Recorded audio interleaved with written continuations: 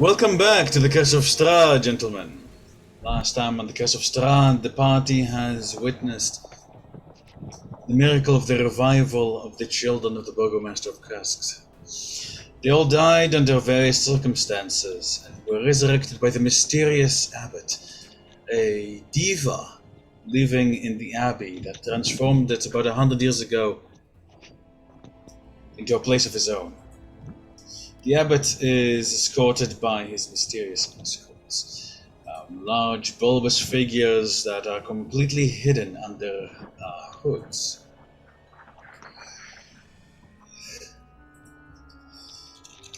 The party has the abbot invited the party back to the Abbey after their victory in Vallaki, and what they've accomplished so far. It seems that their name has gotten even here.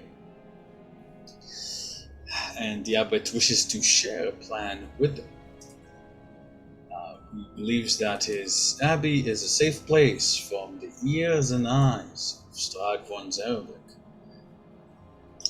Having been given the blessing of the Burgomaster to do so, the party indeed departs with the abbot towards the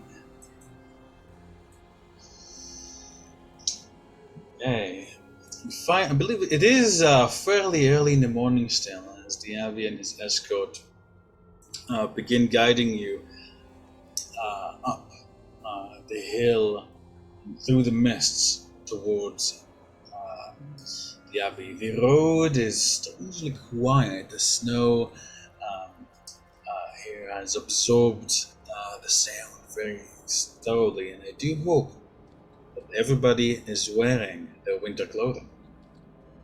Yep. Good.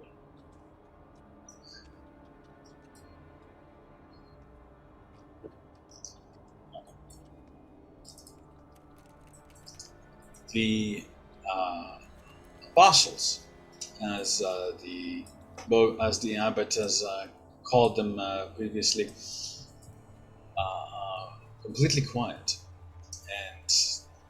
You don't hear them really converse amongst themselves or anything like that, unless anyone is trying to listen into it particularly.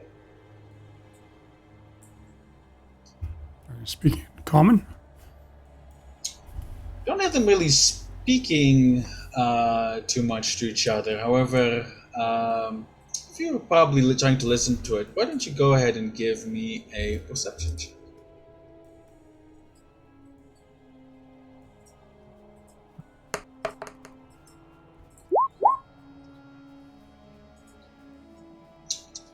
Alright, 18. As the party is traveling behind the disciples, you take some time to observe them a little bit. After all, they are a curious-looking bunch. Rather mysterious and all that. You do notice that they are of various heights, but all of them are very bulbous and bulky under their hoods and cloaks, and it's hard to tell what their actual general shape is, except that they are all humanoid.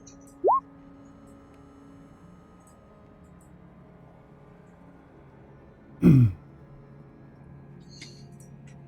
right.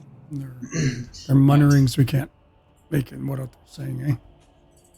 Yeah, they're muttering. It sounds like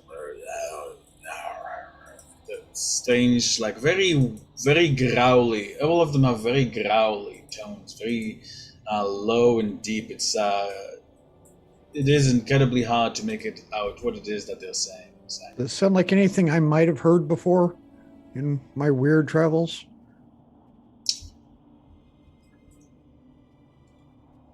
Roll me a perception check. All right. I mean, I don't know, because, yeah. Me. Kind of put you in mind of You've been to a zoo a few times once when you were younger, maybe on a date or so. It kind of reminds you of the sound of, like, they are speaking, so they're clearly not, but it kind of reminds you of animal noise a little bit.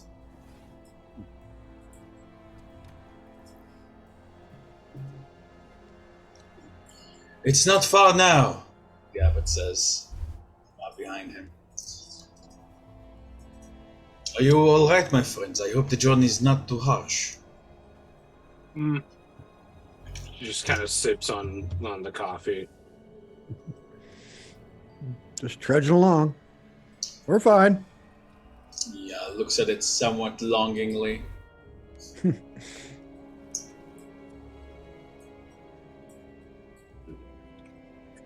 Good.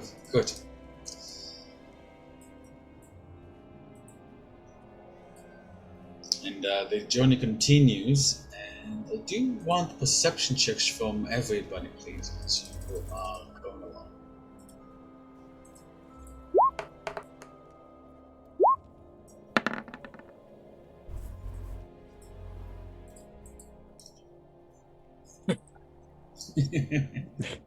Give me a second.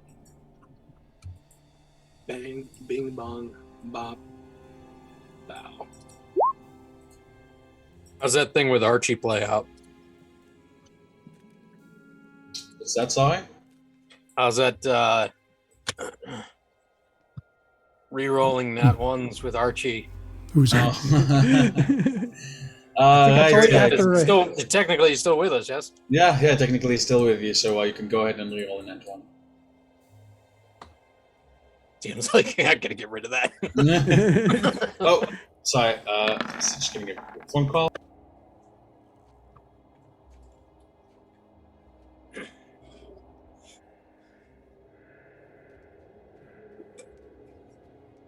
The dark mode's harder to tell when you're on advantage, normal, or disadvantage.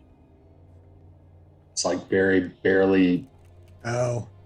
One's very light purple, and it's just hard to tell.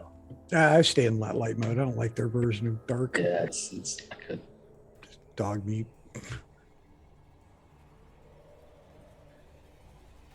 Yeah, you're right. I never noticed. It is tough to tell if you're not looking.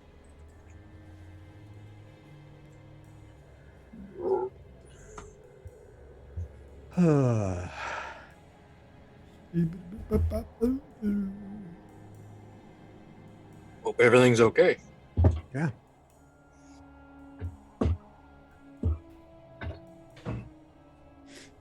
Ah.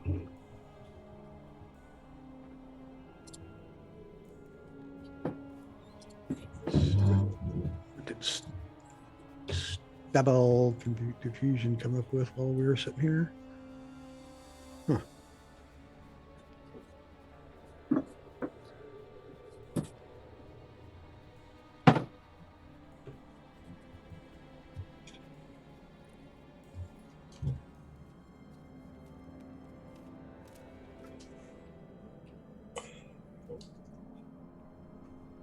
There we go.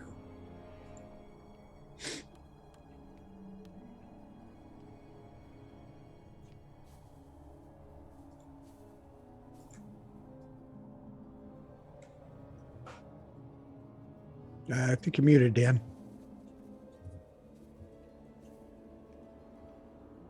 Apologies. You guys notice as you ascend the hill that the air has become very thin, but eventually you guys arrive.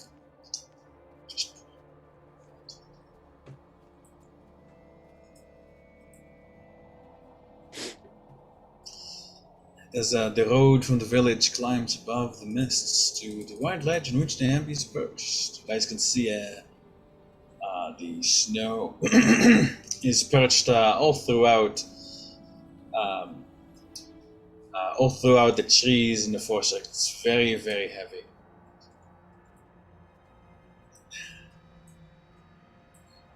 There's two small stone buildings on either side of the road, 5 foot high, 3 foot thick wall of jumbled stones with mortar. The road is blocked with iron gates that look fairly intimidating. Very your typical Barovian Gothic design. You guys can see a massive stone abbey standing quietly. It has two wings joined by a 15-foot high curtain wall, a belfry protruding from the closer north wing, and a chimney billowing grey smoke. Green smoke? Grey smoke. Oh, gray smoke.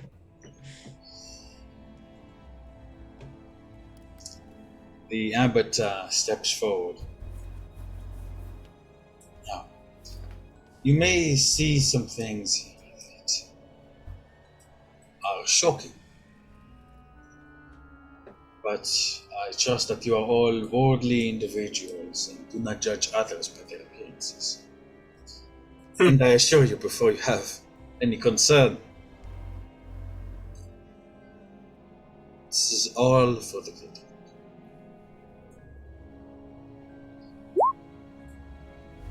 Did he say this is all for the good? This is all for the greater good. Immediate major. Yeah. Yeah, I tap the staff twice on the ground and surround myself in the shimmering blue of mage armor. He glances back, surprised, says, then chuckles and says, "After what you've been through here in Barovia, I don't blame you." Better safe than sorry, my maester always used to say. Of course. A wise mister he was. I assure you, they are all very harmless. The guys see two hooded figures, but these ones aren't quite so hidden. One of them is holding what's supposed to be a steaming mug, once he hears the sound, he hurriedly gets up. "Oh! Your divinity, you're back. Let me get the gate for you." The form, unlike the other large and bulbous fellows, the form is quite squat and strange, and actually speaks. Guys see something twitch under the hood, like as he moves towards the gate and opens it. The abbot nods and smiles warmly. "Thank you, Zigfrid. Welcome to the Abbey of St. Markovia, gentlemen. Lady, these are my guests." "Oh." So you've got big eyes, one big, one small, and I glance at you through under the shadow of the hood. "Are they you're for help?" No. They're all quite alright. The rooms won't be needed." Good. Please, come inside. We just have a new pot boiling. And you guys let in. And put you guys in.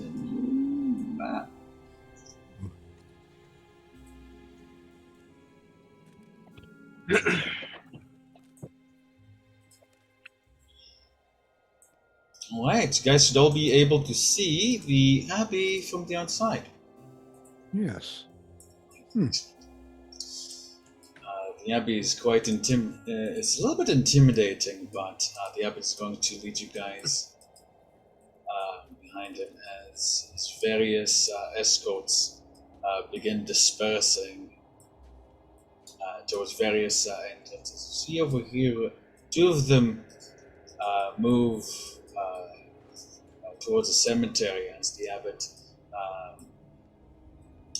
announces them. You guys can see the squat fellow and his side. Like the other gate guard is very thin, lithe, and tall, and the body shape roughly suggests that of a woman. You guys, as you approach, you can see shadowed figures in the helmets of warriors overlooking from the wall, arms at the ready. Looking over here at this graveyard, before I pass too far, does it look like any of them have been like old gravestones, but freshly disturbed dirt? You know, renovations. Go ahead and give me a perception check.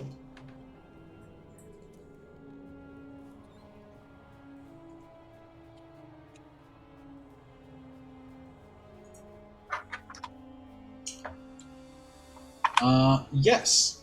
It seems that they have been disturbed, but not recently. In fact, quite a few of the graves have been dug up and are seemingly lying empty. All right. Noting that, I kind of keep on trucking. You can see various names, Barovian and in common, Brother Martek, Brother Valen, Sister Constance, Sister Lenora. Like there are some graves that are still, with them. And in fact, you see that there is a gravestone carved all over with gorgeous roses and what seems to be a symbol of the sun on top of it. I make note of its location, and then I'll keep following the abbot. The name is Natasha Petrovna. Tasha Petrovna. Petrovna. Are the two dudes down there just kind of guarding the graves? So I was just about to move them along. They Okay. go around. They don't seem to be guarding the graves. They're simply moving to the side Okay. of the abbey and disappear from view. Noting your interest in the grave, the abbot shakes his head sadly. Terrible what they've done to each other. This is what fear and lack of faith leads to. They fell upon each other using the very tools of their faith to take each other's lives for a little bit of wine, a little bit of food. It is not wise to judge them, though, as who knows what other mortals would have done in their circumstance. Though I believe that now there will be I do hope that they'll be able to make up for it. Hunger seems big on the things that are corrupted with around here. He nods. Wisely stated. Wisely noticed as well. Ooh. So yeah, the guys walk up to the gate, and the abbot gestures. One of the remaining figures. Guys here. Oh. Guys here. Thunk thunk. And strain. And then another thunk thunk. And the door begins. The massive heavy door begins to move. This place is very heavily fortified, as would be expected from a holy place. Oh. Come, I can't wait to have you meet everyone. I'm very excited to have visitors.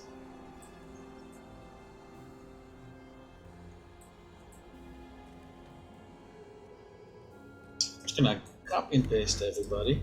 Tarm, did you mention the grave to us, or was that just something you observed? Just something I observed. I didn't say anything really. You saw me looking at one while he was talking, though, so. I noticed the name on that gravestone. I was next to Tarm when he was looking.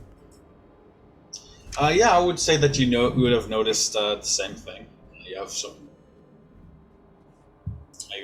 the sun symbol, the name Natasha Petrovna, and actually honor him. Yeah, go ahead and give me a perception check.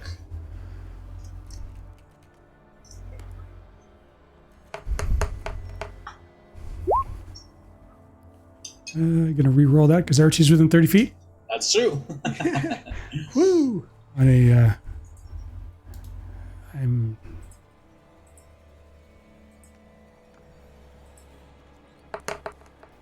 I know something about the last. Anyway. Fucking damn. Yep. You What a notice, turnaround. Yep. You do notice the name. and you notice that the place where the sun carving is, it's not just a carving, it's in fact an indentation.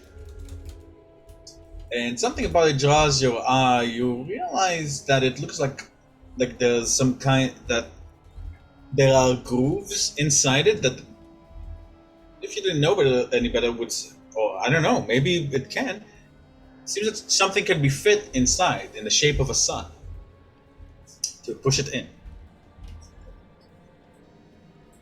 All right, I'll make mental note of that. And as we're heading in there, I whisper to the others, Petrovna.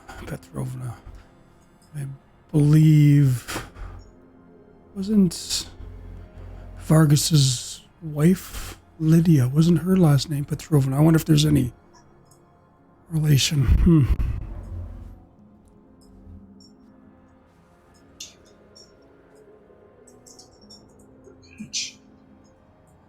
Archie will say, "Oh right, yes, it was, wasn't it? Maybe it was one of her ancestors." But, and I think it's taking me a little bit of time to load. There we go. Here we go.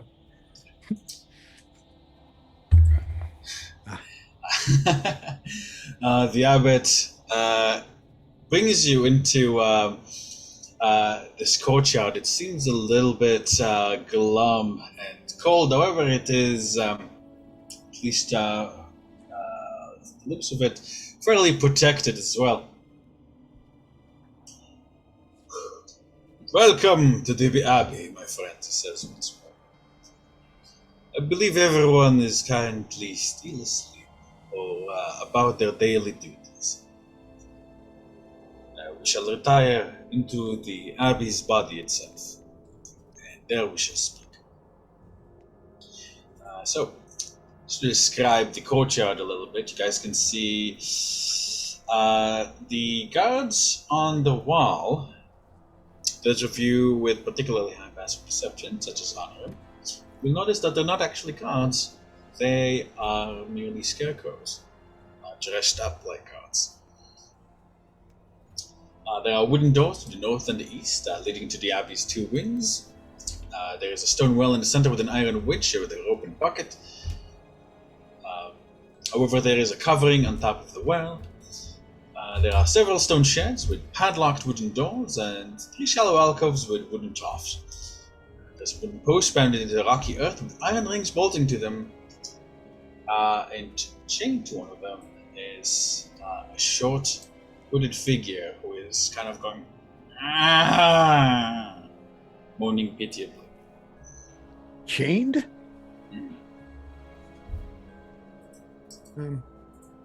Where Where's this? Yeah, where's the figure? The figure is that not visible to you guys? No, we don't have a token or anything. Oh, right. Sorry, it's in the. That's okay. There she is. Oh. Right. The abbot. The abbot approaches the figure with an expression of pity. "That there is Mishka. She is not doing so well." You see the figure. The figure's hood does not cover her completely. It seems to be, or have been at some point, a woman. She has bat wings attached to her back and spider-like mandibles.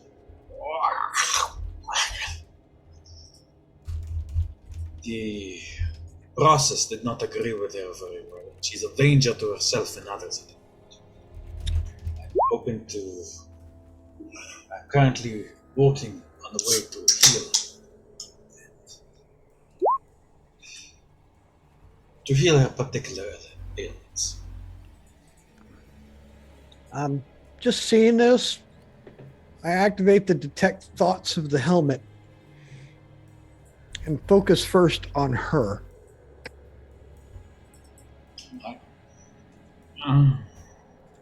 See, the thoughts are jumbled. And confused, hungry, angry. Not in pain, but it's not happy being chained up. And then as I just am kind of looking at this figure, I'm focusing on the abbot now and his thoughts. As you attempt to do so, he glances to you and says, "Please, do not do that." Right. I focused it on the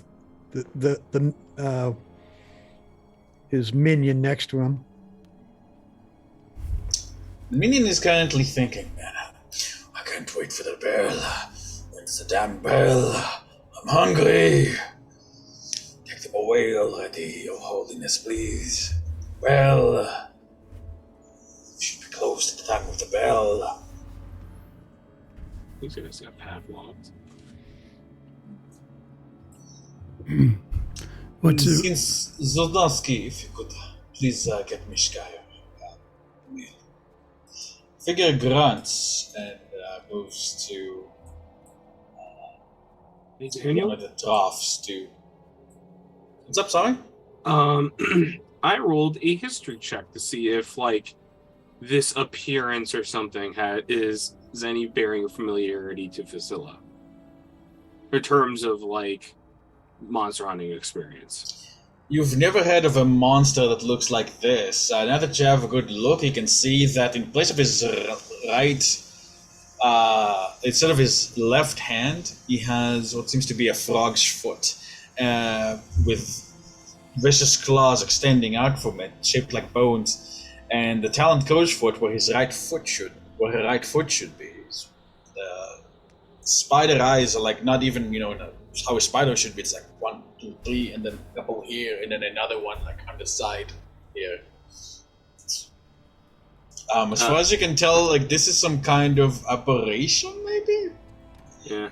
Maybe somebody created this creature, but. Tarm's gonna get mild feedback from Vasilla of, I hope these things aren't like me. I'm hoping they're not like me, but I'm not gonna be happy if they're like me. That's gonna be gross. Really gross. Oh God, I hope they're not. Mishka is the Bellevue. The Bellevues are all, as a whole, are my disciples. They are afflicted with a terrible curse. It was killing them and distorting their flesh terribly. I've been doing what I can to help them cope. How long has this affliction been hurting them? See, this one like kind of gets like a bucket from the trough. Like Mishka.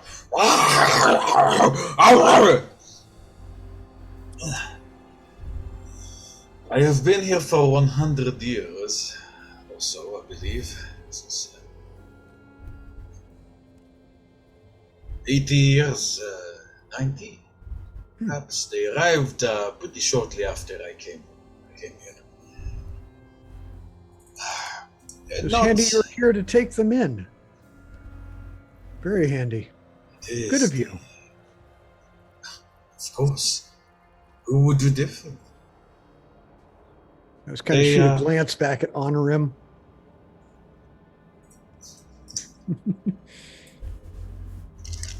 You can understand why I have my companions keep themselves hooded. You'll nod to one of the figures who pulls back its hood to reveal this.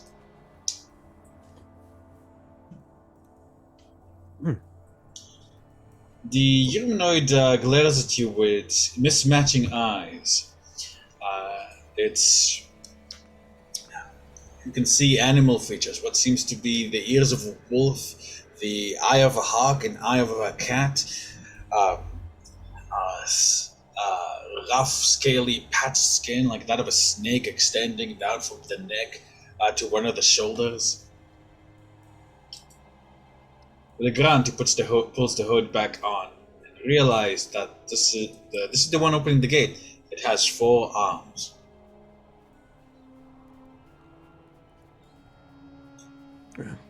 Very interesting family this is. Yes, they are unfortunate. But I've helped them come to terms with their condition. By the grace of the Morning Lord, we've started a family. Kind of just doing a quick total in my head about how many people, of his minions have we seen? Like 20, 10, 30? I mean, that I've seen? You've seen 6, and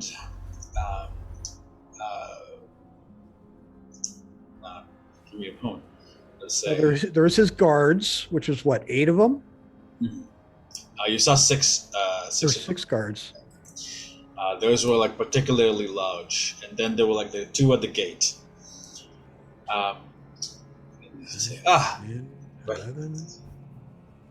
I do believe it is time for feeding. My friends, if you could please stand as close to the gate as possible. They get a bit enthusiastic. I'm going to take a step back a little bit.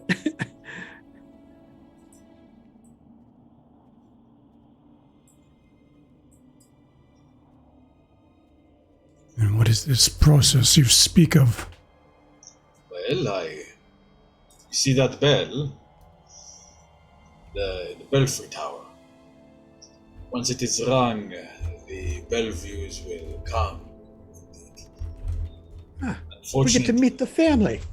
Yes. There are quite a lot of them, so we have to do it in turns. But I believe it is, today is what? Wednesday, I think. It is Group D's turn. To feed first. Step back just a little further. See the hooded figures. The guys kind of see them kind of like tense in preparation. As Archibald also moves a little bit. Varys.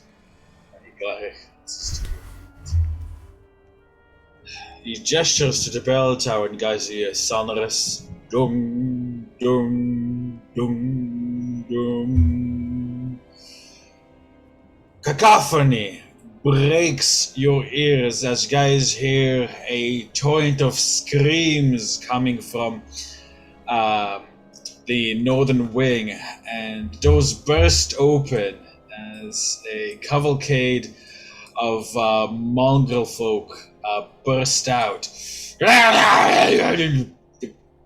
like flowing around the abbot and throwing themselves at the drow in a great feeding frenzy, putting you in mind of Piranha.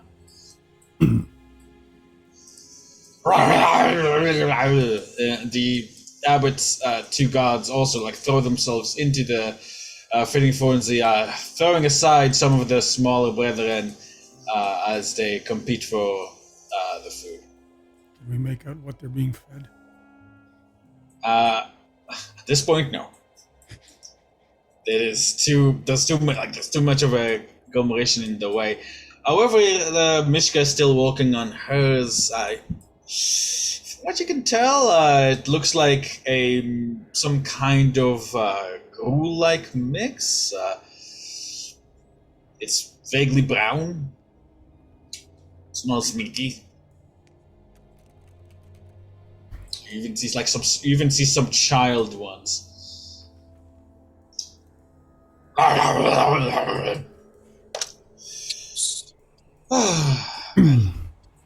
Now that's taken care of, will you care to join me? The Abbey's southern way. Yeah, why are they munching on it anyways?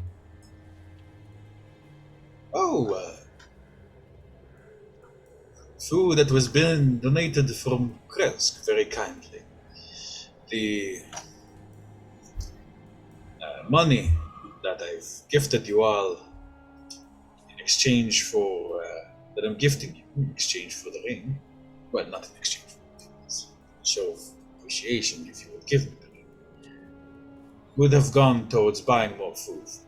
But we shall do. The people of Krezk are very generous to me. Kind of looks back over to the feeding frenzy. So I can tell. All right. I understand this may seem a tad savage, but I'm afraid that using forks, knives, and the like is simply inadvisable with them. They may hurt themselves or each other. You understand? Following the abbot, you guys enter the abbey's walls itself. The main hall has gentle sounding music trickling from above. Just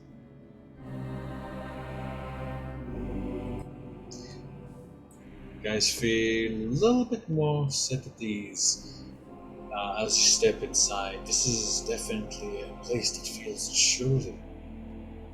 Ground floor, you see, is about a 50-foot square room, arched-leaded glass windows. You guys see a cauldron sitting on an iron rack in a fire. There's a golden disc engraved proudly with the symbol of the sun, the thunder, the morning glow. One corner, there's a wooden staircase, seemingly climbing to an upper level, and another one descending into darkness. You guys see a larger wooden table set for several people, wooden dishware and candelabra, and a golden candelabra neatly arranged on the table. Standing beside which, several wine bottles.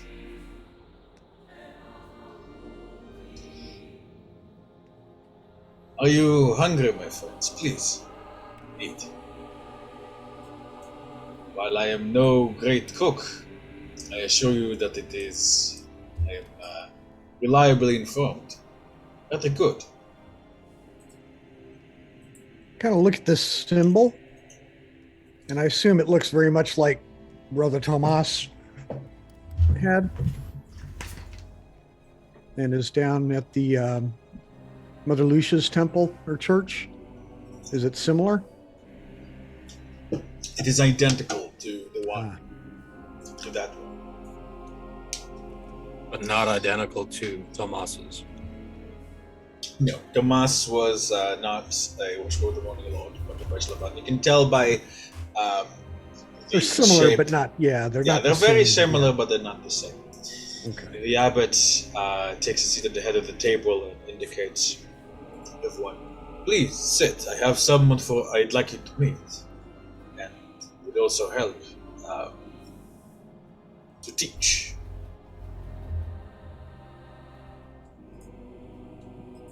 Well then, I'm just gonna. Kind of. Gestures, making more lights float around the room.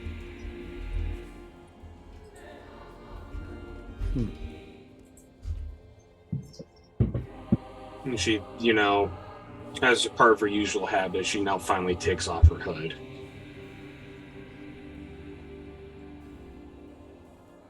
Oh my. Hmm? Simply glad that you're feeling comfortable. Ah, thanks. I like your body just kind of all over the table. She got what? Sorry, I didn't mean to interrupt. She just kind of shuffles and puts the mug on the table. Not the mug, the flask on the table alongside the other antiquated drinks. What the hell you want to call them? Right. So, with that, let's say, now we can finally speak. My friends, I have a plan. incredibly daring. One that you may scoff at first, but I beg you to hear me out.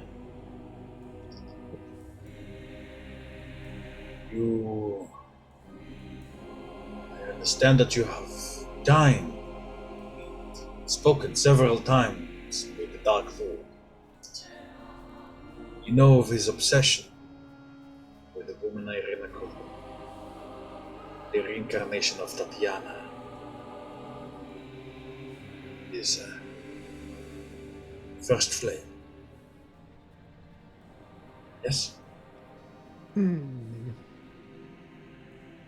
I see you know the story. Indeed, I've been here for a long time.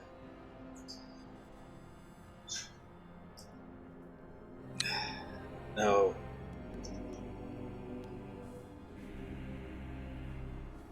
look so much. I have also had a similar pleasure speaking to you. I was surprised by what I found. Of course, you know that the numbers that have come against Strahd and shattered themselves only to fall into darkness, or worse, is staggering. A whole paladin order and a dragon wiped out. I was prepared to give my life, fighting in the name of light, but it was not necessary. He merely spoke. He told me about his history and begged for deliverance.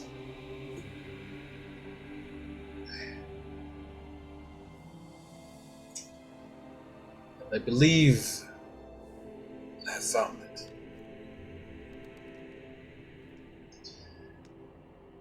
Vasilika! You can come down now, my dear.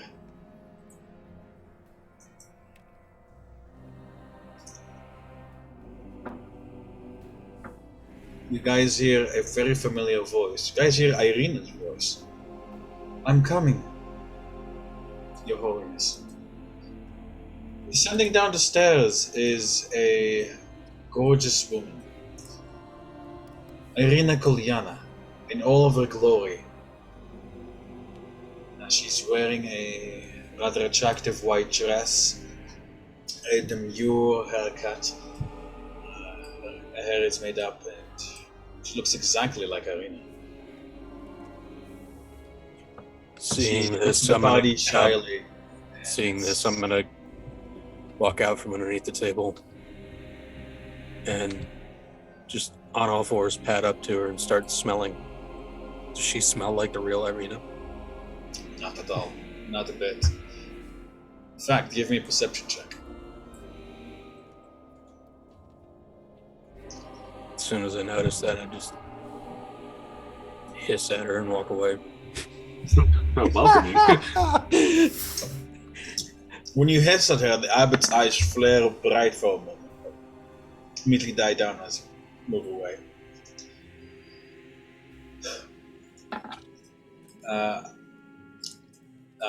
The woman who looks like Irrena but isn't, shyly, looks a bit scared as Fisk approaches, but tenses as he moves away. She gives a small, polite bow. Hello, I am Vasilika. It is a pleasure to meet you. I am the abbot's daughter. My dear, please have a seat by my side. Yes, Father. And she comes and sits demurely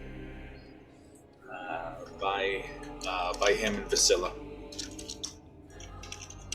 Oh, great. I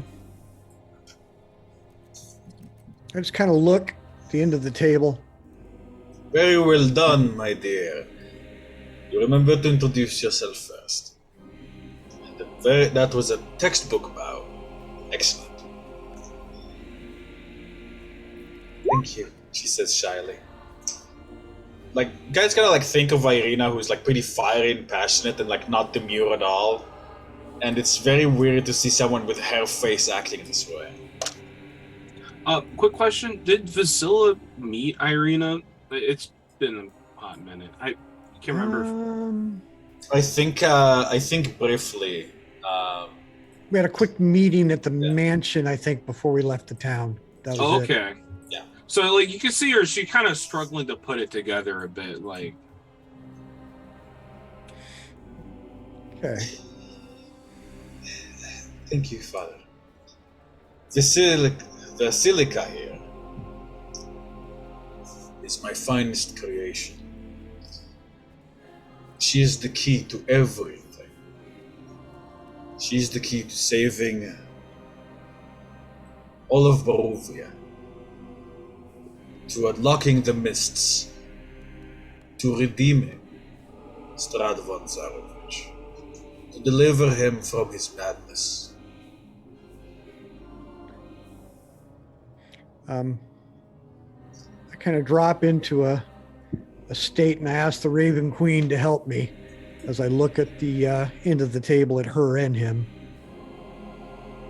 A divine sense. You still have to like your eyes a bit. Like he's so like divinely celestial that it's hurting your eyes to look at him directly in divine sense. Basilica is not pinging as celestial, fey, or undead.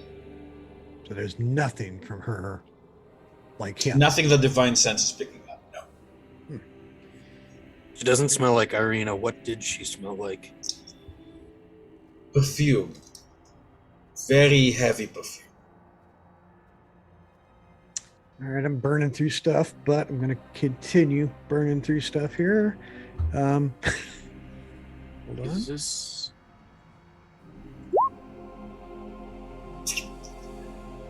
Now, Vasilica. Which folk? She puts her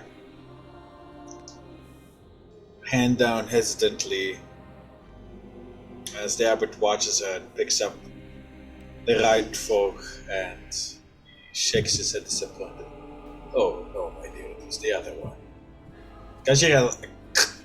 As she clenches her hand for a moment and like the folk, it's like, oh, I'm sorry. And you guys see like the folk is like crumpled into the shape of her fingers. Kind of a point, just like a nervous. She blushes. I'm sorry, I'm sorry. And the quiet smile. My dear Donna, as you can see, Vasilica is still trying to work on her manners, which I believe will make the transition all the more smooth. I intend, my friends, to make it simple to present Vasilica to Strad von Zarovich as a replacement to Tatiana in Irrena. As he's saying this and as she's struggling, what is she thinking?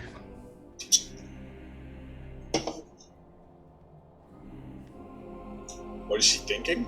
Yeah. Give me a second. I'll tell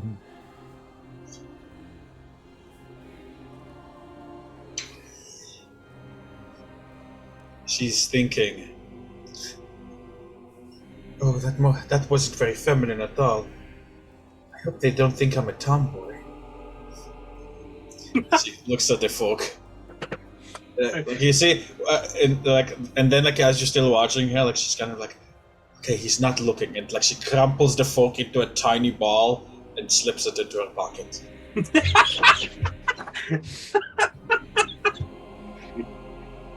And when he started talking about Strad, what was her reaction? Excited. Oh, I hope he's kind. I hear so much from him. I heard so much about him. I do hope I'll get to be a princess, and that he'll love me. I look at, I just, at that point, I just look at the abbot and I'm like, you're out of your mind.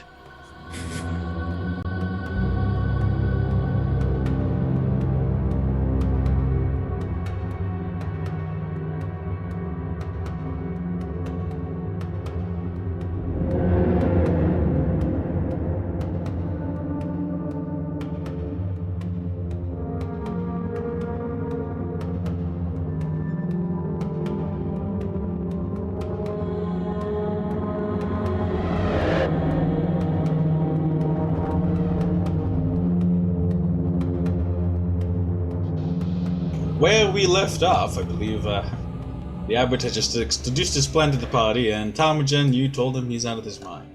Yes. Abbot sighs, but smile. I understand, as I said, it might seem far-fetched, my friend, but I assure you this is all from the guidance and wisdom of the Morning Lord. This is the plan that has the least amount of pain involved for anyone. She won't even pass the smell test. She couldn't even get by Fisk.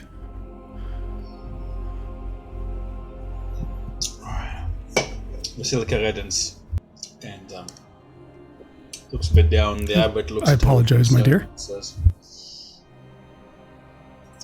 Basilica's condition is unique.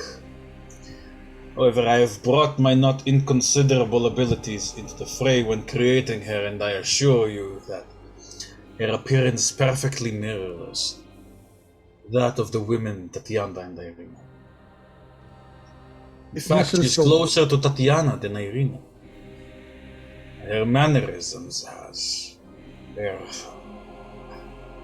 soul was not available, but I did the best I could. Without the soul, she's useless. That is not true. Again, my dear, I apologize. She looks like she's about to cry. To put it a little less backhanded, thank you. What was the process? So she's your daughter, but I have a feeling there's other things in play. She kind of like puts some food in her mouth as she says this. As you say that, Ptarmigan just mutters, "Daughter is being very generous. Creation, perhaps." You get to my point. Oh, sorry. Talking with food in my mouth. Go ahead. It is true that by my nature I've not taken I have not created Basilica from the same way you would create other mortals. She is a reincarnation of some of the people who were buried in Krezk and in here. So this is where my duties kind of might bisect with this. Is she still a human, or is she a homunculus? If I am honest, as devas or not, it is not how do I explain this? I believe she's still human. I believe Basilica is human. Ptarmigan, you checked a little while ago, did you not? Did she give off even a trace of undeath? No, not a bit. No. My dear Basilica turns to her. Please put your arm on Basila's hand. Put your hand on hers. Basila turns to you shyly, and Basila she says, go there. "May I?" Sure. Just like fish.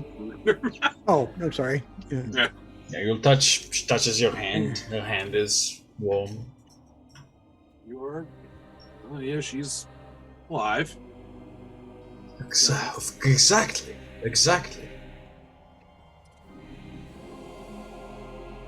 I will not support the Dark Lord in kidnapping an innocent woman who does not wish to be with him. But I can give him a cure to his madness, an end to his obsession. I believe that is the key to ending all of this.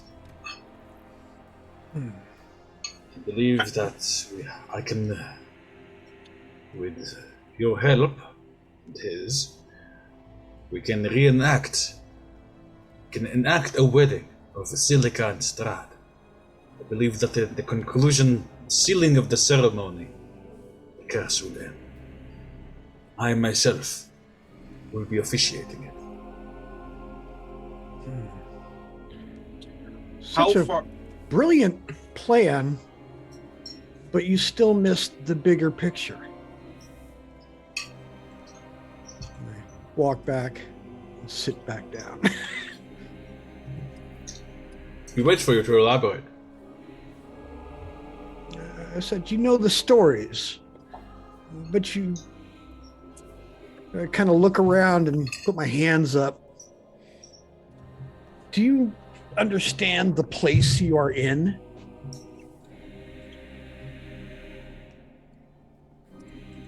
He sighs.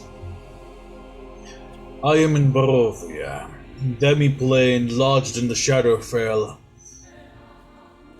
created by the Dark Powers. Where Shadowfell? Wait. Oh, I'm sorry. Go ahead. No. That's all in character, by the way. You see her eyes bug out to mention the Shadowfell. Yes, the Shadowfell. And what is the Shadowfell? What does the Shadowfell do?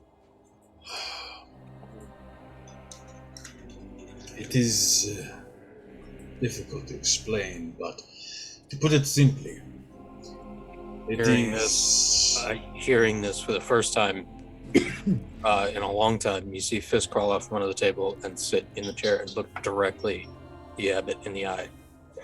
That's weird. New. Never happened before. There are some who believe. He looks you in the eye as we speak, Krezk, and he'll. I mean, his feet are on the chair, all four paws are on the chair, but he's sitting in the chair. Oh, I thought like you. In my head, you were like right on the table in front of him, going like this, like a cat. Oh no, I thought he was just sitting at a table normally, like. Yeah. No, he's sitting at the table like a giant but cat. on a cat. Okay, all right. The plane of the Shadowfell, it is an antithesis of everything that I am, everything that the Morning Lord is, everything that you, my friend, stand for. A place of darkness, of hatred, of greed. It is the embodiment of. It is the embodiment of all things dark and hateful and evil. It is decay, death, the negative energy.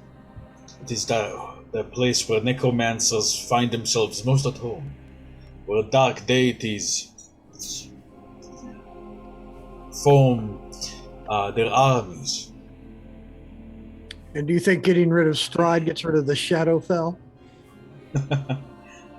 I don't think even Strahd is powerful enough to have quite an effect on the plane of essentially elemental evil. But I do think that once the curse of Strahd is broken, Barovia will reassert itself into the material plane. The mists will fall away. All of Barovians and you will be free. Fisk will raise his hand in front of him, and a tiny landscape of broken land, rock, essentially a piece of the Shadowfell, will form in his hand. From memory. The abbot looks at it and nods gravely. Yes. That is the Shadowfell.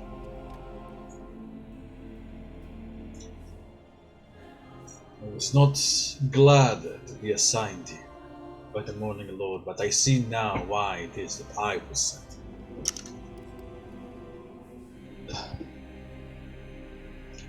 because it was only I who could do what I've done.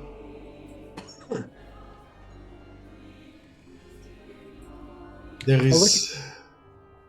Please, go ahead. I just look at Fisk and I go, ask our brother what he thinks.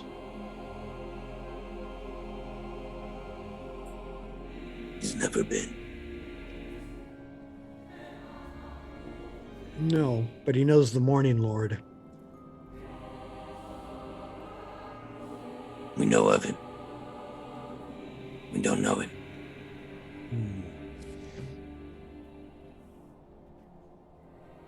I look back at the abbot.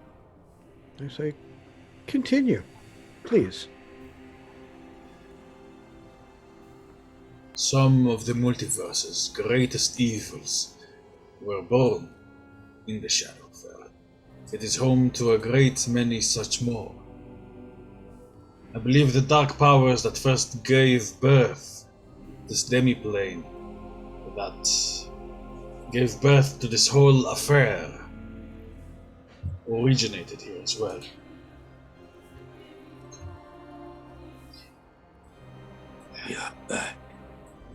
Yeah, I am an extraplanar being, and so I am more sensitive to such things.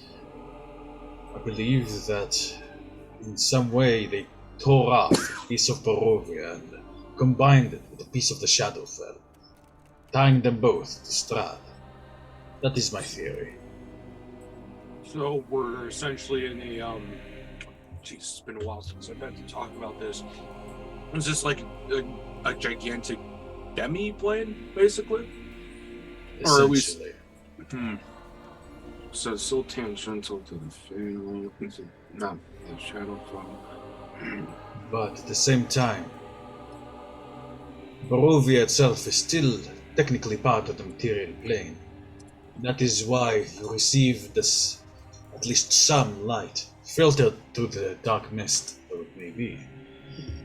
It is said, in fact, that there is a spot here in Barovia where the Dark Lord sometimes ventures to, where he goes to listen to the sound and sights from his ancient homeland. As you know, he was not born here. Barovia was the land he conquered. Named after his father.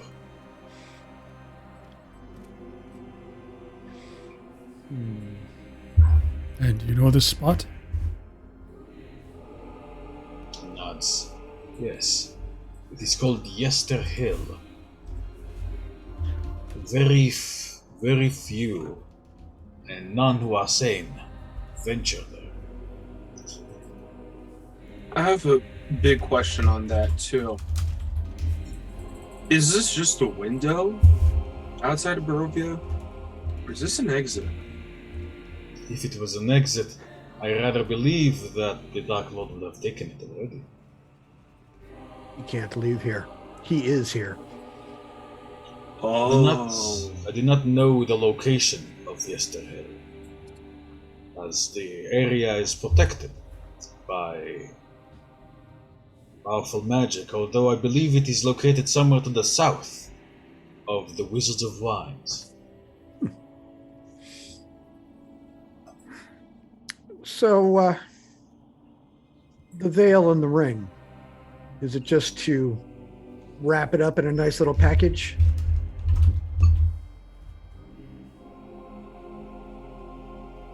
He nods. Both are required.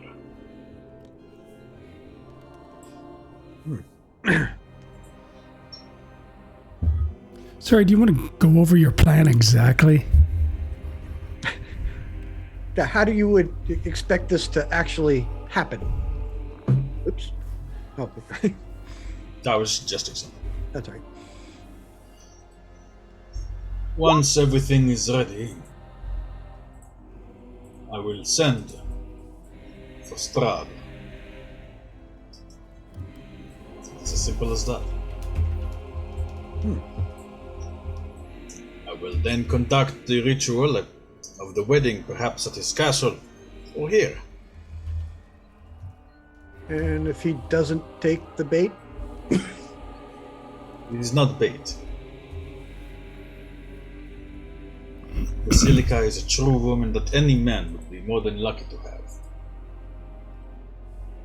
Oh, she looks wonderful, but Strahd is not any man.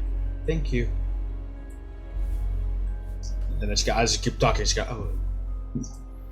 It goes quiet again. And does she know who Strahd really is? What he really is? He's the lord of this land. He is a vampire. He has done terrible things. I know that much, but he still has an ability to them. And an honor.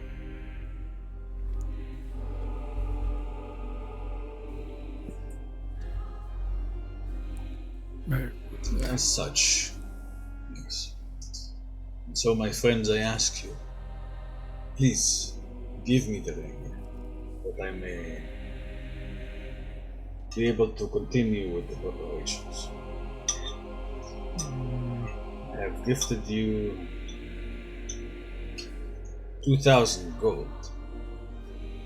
As you can see, my purpose here, my desires, are for the good of all. Well, not to bicker, but I do believe it was 4,000 gold. Was it? 4,000 then. My apologies, I am not usually concerned with money. Let's table that for now, because there's a few other things I want to ask about, if you don't mind. Certainly. I am at your service. The young man and his bride were directed here for aid. It was Kane Hargreaves and a certain young lady. Ah, yes. I know exactly what you speak. They are still here. If you wish to speak to them, although they are recovering at the moment. They've had some nasty experiences. And I'm going to be kind of blunt here. Your little tribe that you've got going on, I assume they help you. Yes. The ones who can, at least. I'm afraid most of them are too mad or dangerous to be of help. The ones who have their faculties, well, they do help, yes. I want you to think about this greater good that you're talking about. Should you fail, Krezk needs to stand. You can't be feeding off of it. Feeding? What exactly do you mean? Well, your little gathering, your group here, seems important to you. But All life is. well, it is working to the detriment of Krezk. It is not helping them. We grow as much food here as we can. All the food we receive from Krezk are by donation, from people who are grateful to me and what I've done for them. Yeah, well, the Divine is really good at creating grateful people. You pardon my skepticism there. Yes, that is correct. I do not see why you are taking issue with this. I help those who manage to make their way to me. And they in turn give me food which I can use to feed these poor souls. Those who are too distorted by the curse of the Bellevue family. What do you give back to Krezk?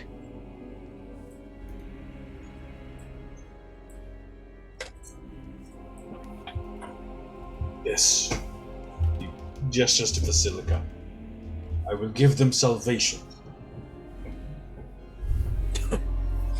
Salvation doesn't keep the walls up or the bellies full. And how long? How long do these bellies must stay full? How long do these walls must stay up? These They've are been up- temporary solutions. This wall has been up 10 times as long as you have been here. You know this. Will it stay up for 10 times more? You have seen the suffering of Barovia. Why fight this attempt? There is nothing that you can lose. All I ask is to give me a mere trinket that was given to me, bestowed to me by law, from a friend of mine. I have rewarded you monetarily. I have explained to you simply and fully all of my plans and answered all of your questions. What more will you ask of me to do? Was the ring a big debate point? And I assume that, either I have it or whoever has it. I take it out and I go, does anybody have any objections to me tossing this thing at him? Fiscal put his hand on your knee. And you look down and I say, ask it about the graves. Again. Oh. Yes, that is a good question. I think I already know the answer. Corpses were not removed from the graves, were they? People woke up and dug themselves out, didn't they? I smile at the abbot. You're wrong, No? I'm afraid. Whatever happened here, the Abbey was still sacred grounds. People buried in the sacred grounds in Barovia do not awaken. When I came, the remains were still here. I was hoping to find and regenerate enough corpses from here without having to raid the town's dead, but it was unfortunate that I was unable to. Most of the corpses here were already far too molded to even regenerate with my magic. Mm-hmm. I was forced to send Siegfried and Otto to town to raid the graves of the recently deceased. So you actually lied. I'm impressed.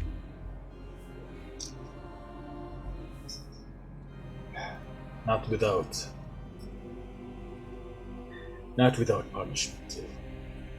Tug on his shirt, and you see like a big crack, like from from like his heart. It's strange, it's like a wound seeping. It's a terrible, deep-looking wound. There's no like flesh underneath the skin. There's just like this strange, solid mass of like, almost like molten gold. And he lets his tunic slip back up and says, "It hurt me to lie. But as I say, it's for the greater good. And if I must come to suffering and pain for it, and for the salvation of Barovians everywhere, so be it." Well, this is your final game plan, right? I gesture towards Basilica. She, who puts a lot of emphasis in the word, is. Basilica I've been teaching her mannerisms of the court, teaching her about Strahd, about Barovia, teaching her maidenly occupations, Suing, conversation, cooking, speaking, everything. She is the most loveliest woman in all of Barovia.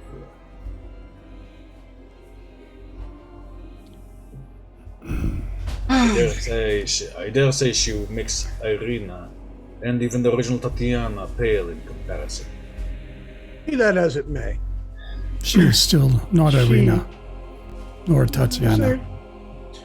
I'm not opposed to you trying, to be honest with you. Maybe it'll work. If it does, great. But if not, I have to clean up your mess. If I can say something on that, I feel like we kind of been skimming over something I think is probably one of the more important things here. Hey, Basilica? Yes? Where are your thoughts on this? I want to do whatever makes the abbot happy. He's my father and creator. Alright. So, this is my question to you. And I don't expect an answer. What do you think you will do if this does not go well? Did you say we or he? Oh, I said, what do you think you will do if this does not go well? When this, this game plan we're talking here.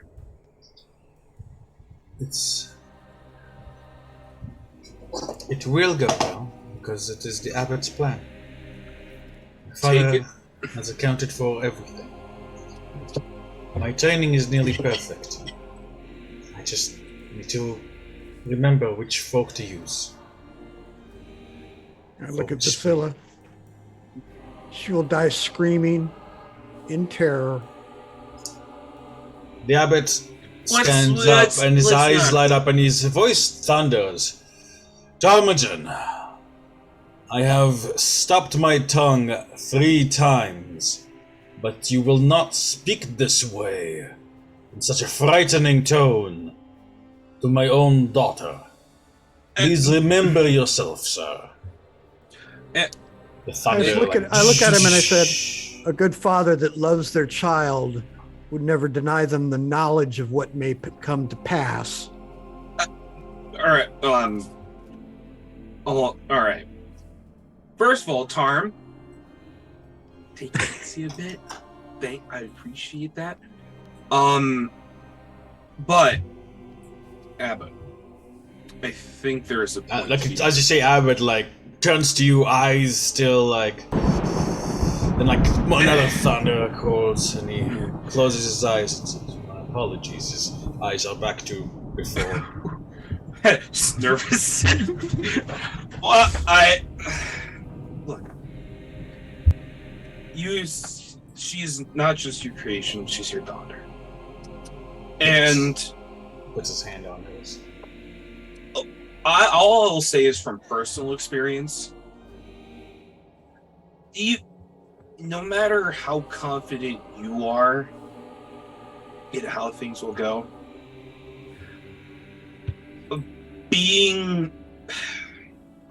how do I say this? Take it from me. No matter if the outcome is certain, make sure at least she understands what could be instead. If that makes sense, I just don't want her. You speak as if you believe that Strahd will simply fall upon her, tear it to pieces. I speak as someone who had led themselves on to one role their entire lives and was, cast out aside. I'm not saying for certain what's going to happen, but I'm saying I understand you are this certain. But if this somehow is some sliver of the morning where I don't know, does it? This is still your daughter. My friends, I understand this is difficult to understand. Being what I am like Vasilika. I was created by the morning Lord. I was breathed into being by him, just like I did for her. Vasilika understands my wishes, my desires. Observe. Vasilika stands up. He closes his eyes.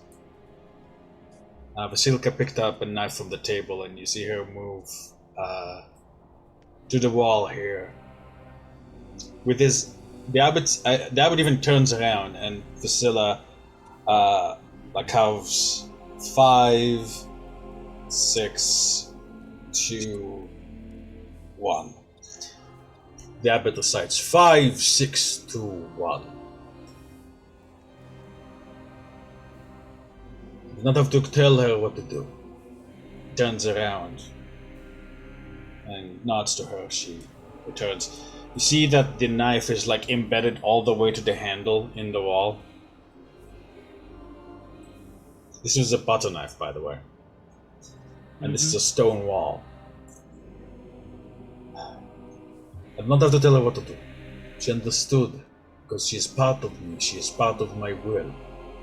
Such as is that, such I am with the morning Lord. His will, his guidance is in me. It is how I know this is the correct path. It is how I know it is going to work. And suppose that Strahd is, for some strange reason, is unhappy with Vasilika. She looks concerned at the prospect. He'll pat her back assuringly.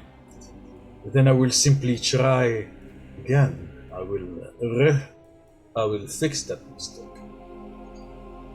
In fact, this is not...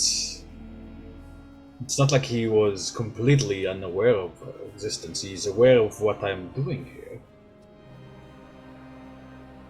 I'm sure he's going to be very glad. You see a kind of a scowl forming on Vasila right now.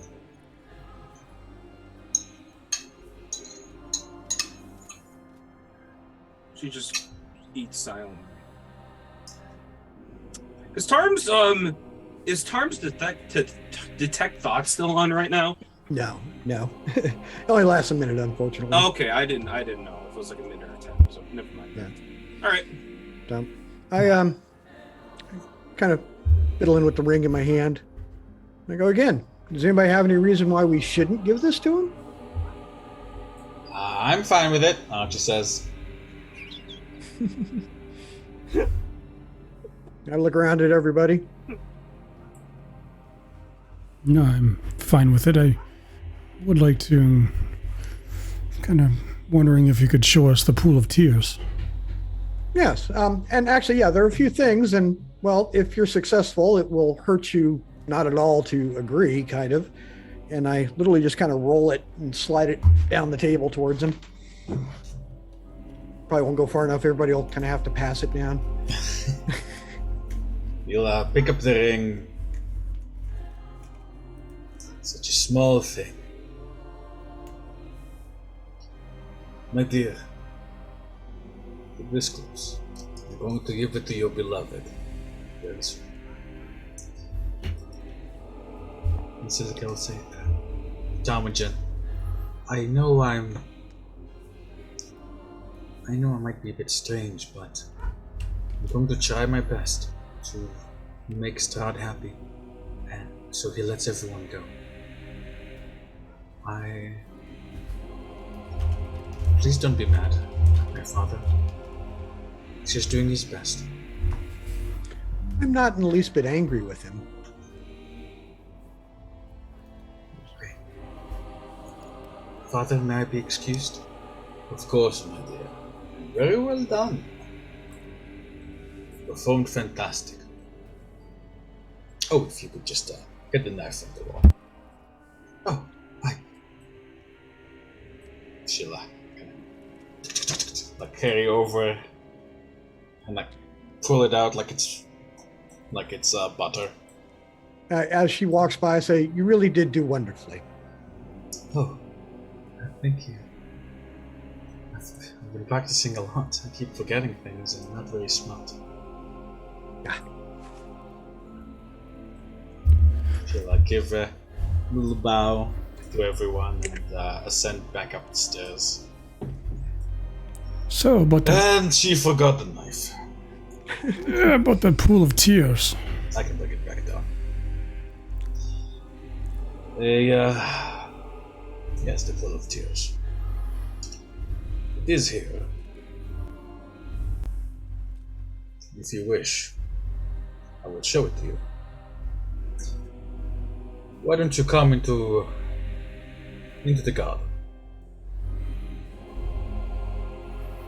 Excellent, and perhaps on our way there you could tell us of this curse that the Bellevue seem to be afflicted with. Certainly. I am still trying to make sense of it myself, but... Ay. My brothers would be very confused, if I'm honest. I was as well. Angels are not quite meant for very flexible thinking. Which I believe why the Morning Lord chose me.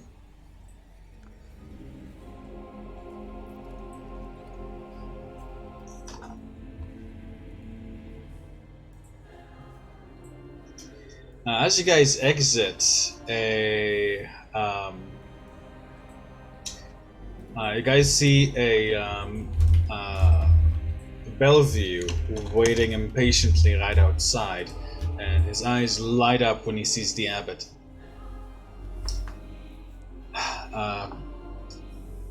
Say, Your Holiness. And you'll see the man is very deformed. He has I'll make his token bigger so you can see it. Are the doors open? Because I've got no vision on him. Oh, let me refresh.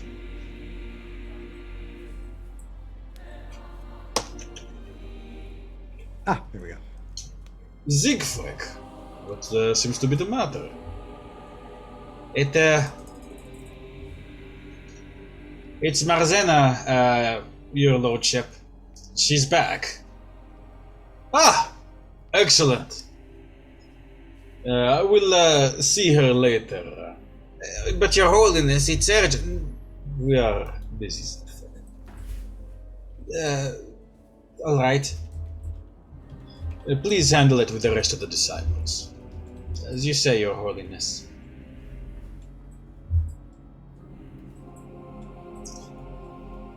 You guys can see the man has scales and heavy fur on different parts of his face and body. Judging by the shape under his robes, he has 3 arms and a large lizard-like tail.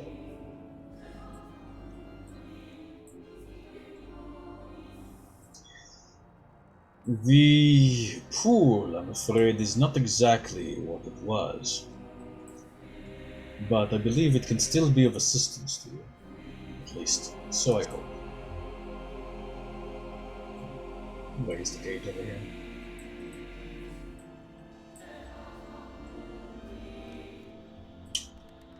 And as guys exit back into the lights, you guys can see a little bit better. Man, I can't see anything. I refreshed my roll 20, and apparently I was not following you guys, which is weird. Let me grab your words, Vasilla. Oh, well, I see you guys. Yeah, that was weird. I was moving my token, and I'm like, wait, I've been talking about places I'm not being. What the? Huh? This garden is very old. In fact, I believe it is how I stumbled onto the location of the pool. Though it has scarecrows, and my disciples pick the vegetables and fruits that grow here. No matter how cold it gets, it will always bear fruit. You guys can see sackcloth scarecrows, very old, overlooking onto a snowy garden. With carrots, potatoes, all kinds of things in there. The sackcloth grin of the scarecrow seems to almost follow as you guys pass through the abbot. This is snow, but I don't know if it's giving up the right effect.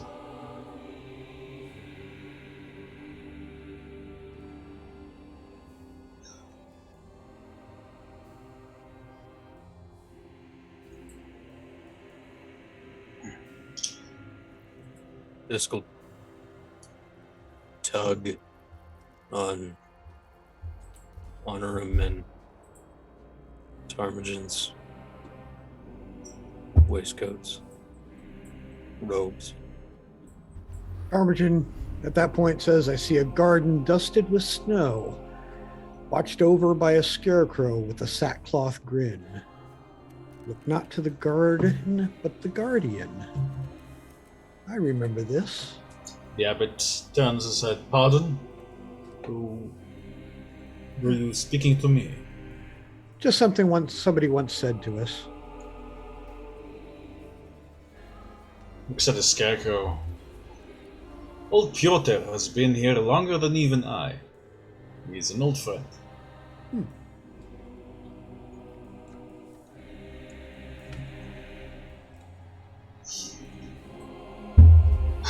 Right.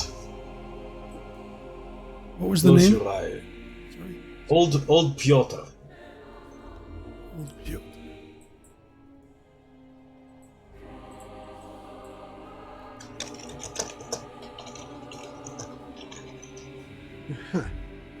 Anyway, Close your eyes, my friends. I do so. Yes.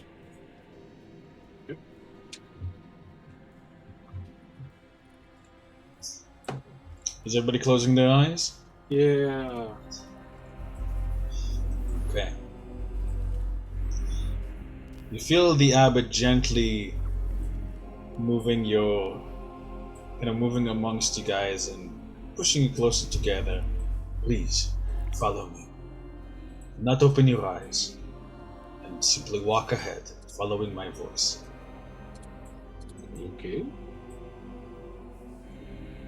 I do my best to do so. Right. If anybody peeks, you have to let me know. I'll keep my eyes closed. Alright. But Parvis has his open. Bye, Parvis. Alright. Miss you.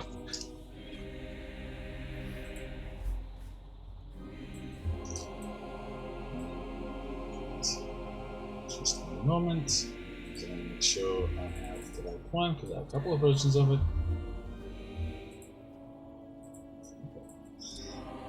When you guys open your eyes, you find yourselves surrounded by a copse of trees, standing in front of a brilliant pool whose waters shine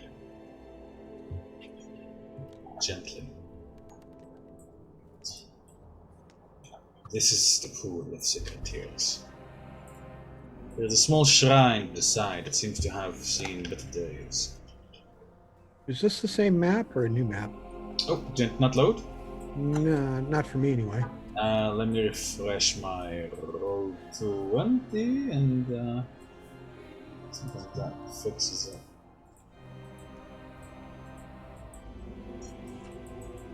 I'll reload my page.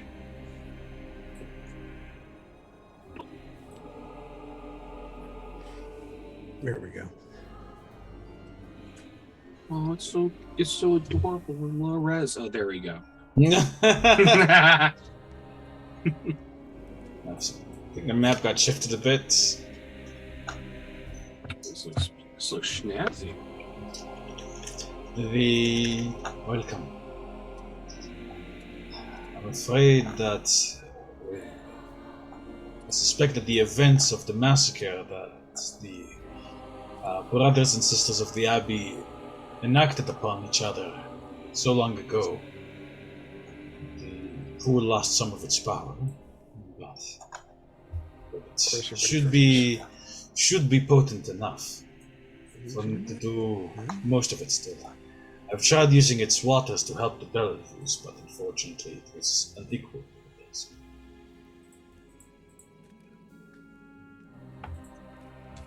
If you wish to partake, you are more than welcome to do so.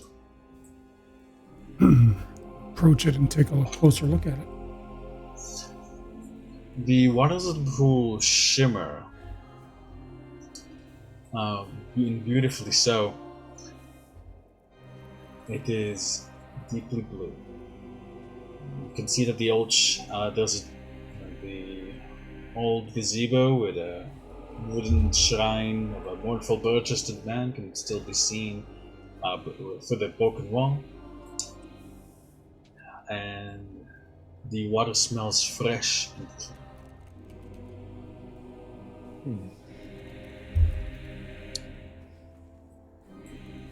I look to the abbot and I go, actually I'm kind of looking out on the water, but I'm next to the abbot and I'm like, I've heard tale that some say the Queen's tears, Strahd's mother, is the source of this. Is that so? I did not know that.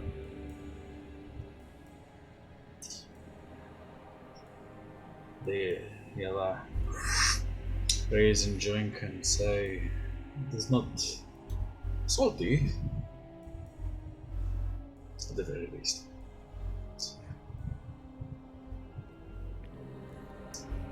Would you like to partake? I'm told that for mortals the effect is rather invigorating. Honorm kneels down, places his hands into the water cups, and takes a big drag. Alright. Honorm, if you have any levels of exhaustion, they are removed. Anything at all that is wrong with you, it is removed. In fact, Honorm, give me an casting check as you feel the effect of the water work on your eye, your third eye. If you wish to attempt to keep it, you will have to roll an Arcana check. Another Arcana check, magic check, intelligence, caster check. If I wish to keep it. If you wish to keep it. Interesting. That was a check, so that would be 9 plus. Let's see. +5. Plus 5, that is 14. That's sufficient. You feel the eye beginning to close, then snapping right back open. You do indeed feel invigorated, and you go ahead and take 10 temporary HP.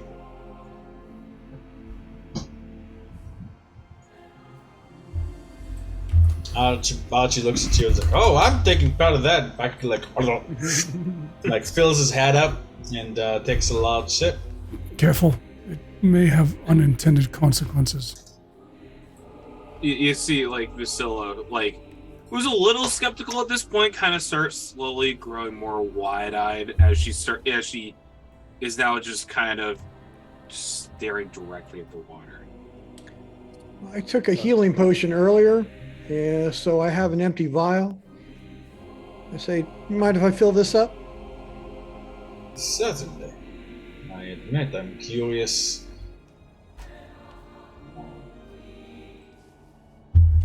Who knows? Sorry, I bit my Oh no. I'm curious what effect it would have on each of you. Although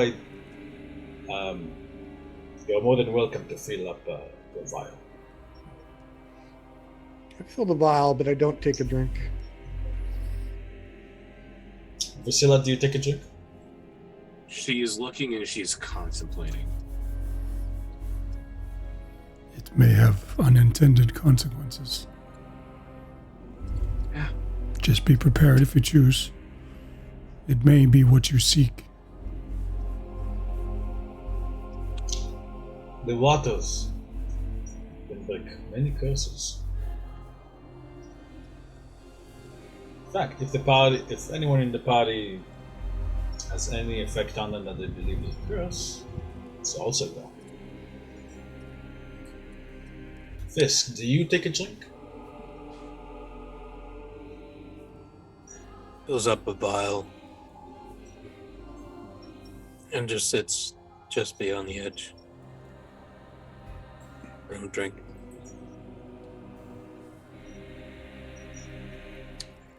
Darman's going to do something kind of out of character for himself.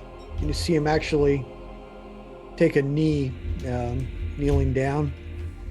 He's kind of in a sort of a prayer thing with his hand just touching the water. He's going to take the helmet off. It hurts. All right, but Tom, you managed to gain perfect clarity and resist the pain. Your eyes shine with a blue that matches that of the pool. Is that 2 natural 20s? That is 2 natural 20s. Damn. Tomagen, what is it that you're trying to do?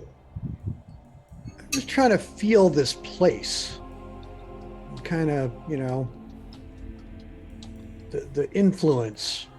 Does it have to do with the Raven Queen? What? Just trying to get the vibe. Give me a divine sense. All right. Guess it's that. Book it off and this place has definitely been it's definitely sacred. It is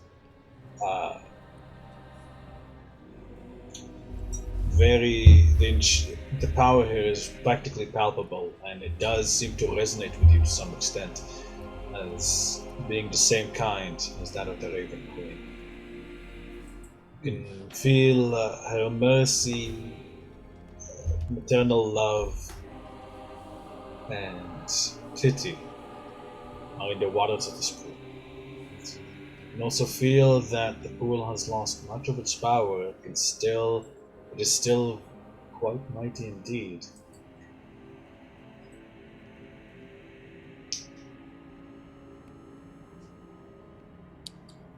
Just says very quietly, "My queen reigns here." I stand up and face the abbot. Yes. Fitting that this place of divinity was where the mother, or the Raven Queen, and the Morning Lord both stand guard. Without the waters of this pool, I would not have been able to make a basilica. I would not have been able to treat the Bellevues as much as I could. It is through its waters that they remain alive, that the curse does not continue until each and every one of them is a twitching mass of mismatched limbs. They are still able to at least breathe and live. Their limited capacity, yes, but at least in a capacity.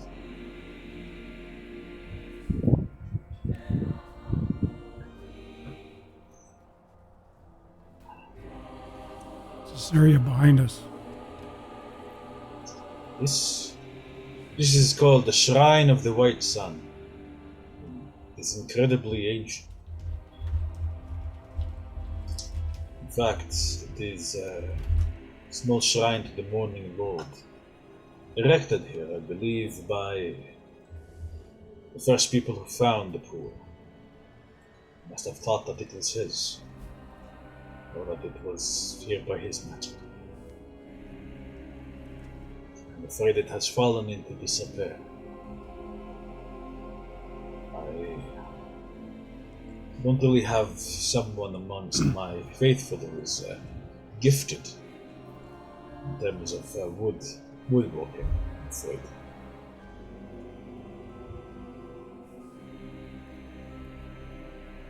Take a closer look. This whole time, and for my visit here, I'm going to be keeping a keen eye out for something that is of the right size to fit that recession I saw in the gravestone.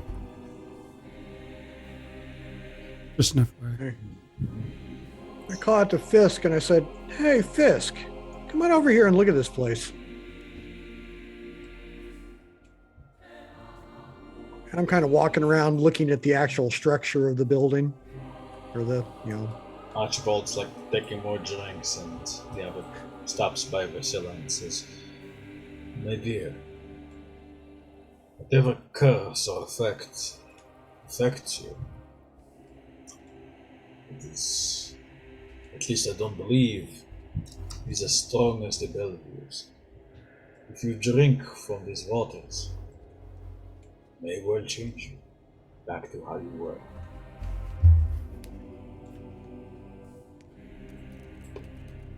She kind of like, she gives him a side glance and just stares a little longer.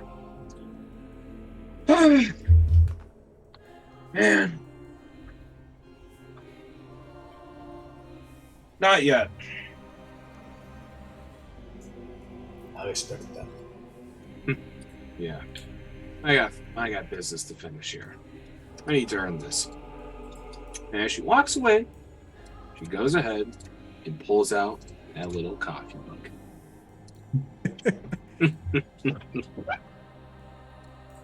Right.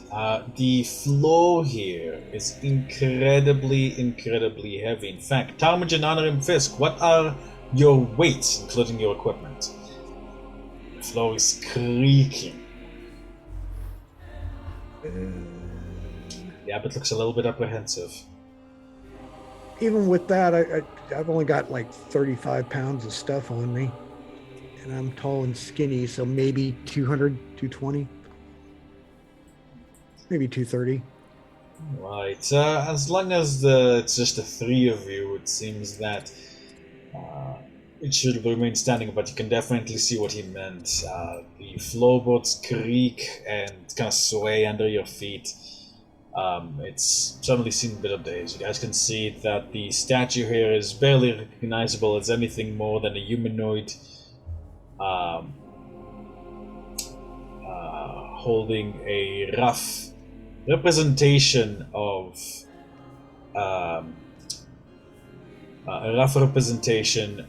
some kind of sword. This will go over and seeing an open part of the floor, 60 foot of dark vision, look down through.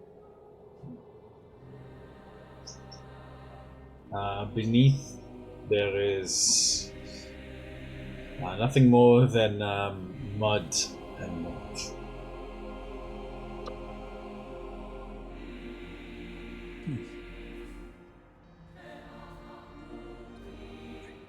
Gingerly walk back. What do you think of this, Honorum? The Raven's Queen's presence definitely here. It's been around a long time.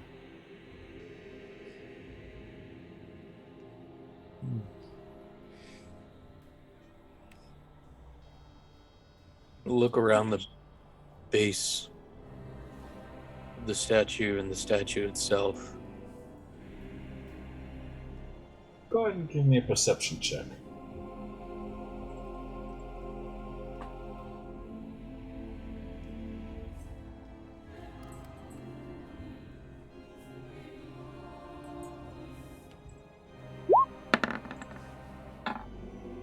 Ooh. Fisk, although most of the damage seems to have been done by the weathering, and hard to tell, it would be hard to tell unless someone was specifically looking very closely. It seems that somebody has drilled a hole into the side of the figure's back. It's not visible from the front. It's really only visible because you're kind of like taking a closer look, looking, kind of leaning. In fact, the abbot's going to say, "Careful now! I would really hate for it to fall apart." The hole is about like a pinky size. And it goes straight into the back towards the front of the torso. There's something inside it.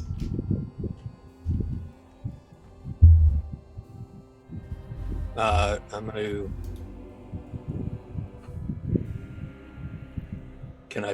Can I fit a claw in there and try and pull it out? Yeah, certainly.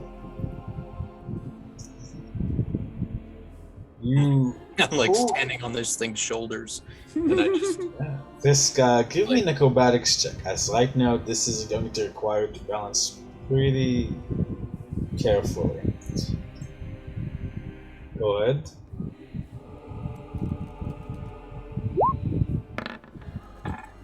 Okay.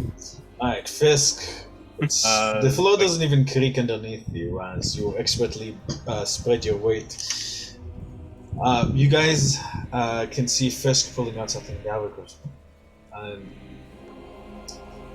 it seems to be some sort of finger bone. Oh, what? finger bone. Finger bone. Carved with what seems to be tiny symbols that you recognize as Barovian. I will. Is there anything else in the hole around it, on the statue? Any other holes? As you look in the back of it more, yes, in fact, there are. You see about a dozen more such holes. Imagine as you go to pull, they each contain small bones with Barovian carved on them. Very tiny letters. I would pull one more out and then look over the statue and call Honorum and Charm over back where I am, point all of this out, and hand Honorum the two bones that I pulled out. Please no riddle. Please no riddle. Just to, and also just to kind of reduce the weight on the floor, Fisk will kind of crawl up onto the top, the roof, the rafters, to kind of even the weight from Honorum and Tarm. I'm just going to go ahead and exit it, actually. I'm like, let's get out where it's safe and the ground is not going to collapse under us. There's more. There's more in there? Wow. I had no idea these were inside. Could you show them to me, please? Not yet. He looks very concerned and quite angry, in fact. Who would dare defile the body of the Morning Lord in such a way? The shrine at the Pool of Tears, no less. It may not be a defilement. Drilling these holes and putting the bones inside a deity of light, I would beg to differ. Fisk, is there anything else you're trying to do over there? Do I notice anything on the floor around the base of it? Does it look like the statue has been moved in any particular direction, like there are scrape marks on the floor? It's hard to tell. This place is incredibly old and run down. It would be basically impossible to tell what's weathering and what's not. These halls don't seem recent either. They seem to be almost as old as the statue. I'll wait for Honorum, and I'll just say, after the abbot speaks, I'll just say to Honorum, "What is it?" Take a closer look. Honorum's still outside first. You might want to move towards No, him.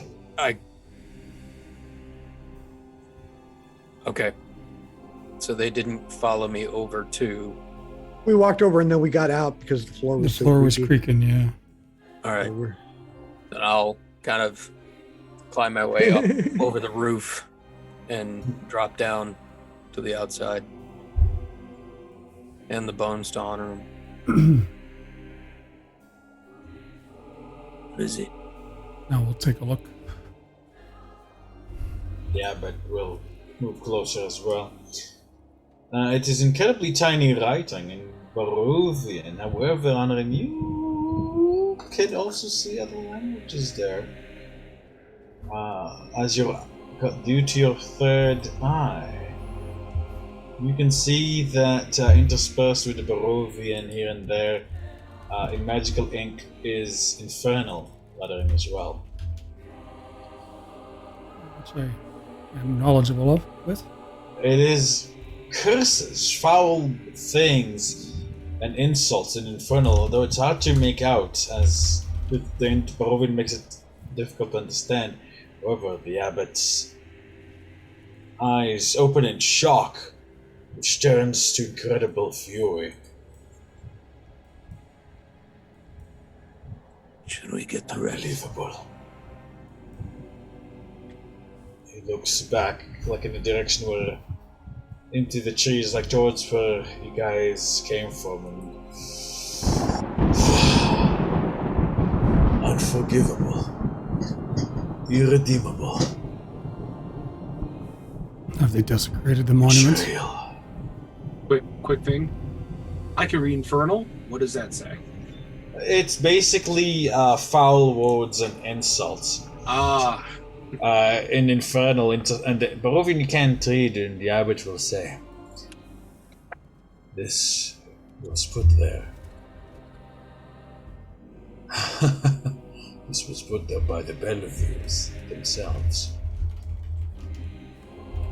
Or by an ancestor of theirs of some sort. It is filled with words of defilement and derangement at the morning Lord, proclaiming him to be a false god, and proclaiming the Night Mother above him. Oh, yes. Her. No wonder these peoples have been so foully cursed. Hearing that, Fisk is going to go back in and start pulling out the rest and just collecting them.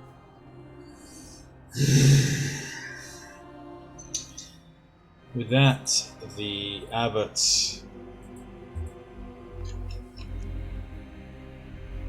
begins gestures in the air, holding out. The guys see light begin to materialize between his arms, and a huge spear materializes in his hand. You see him beginning to change as light begins to emerge from his eyes, from his mouth. I step back.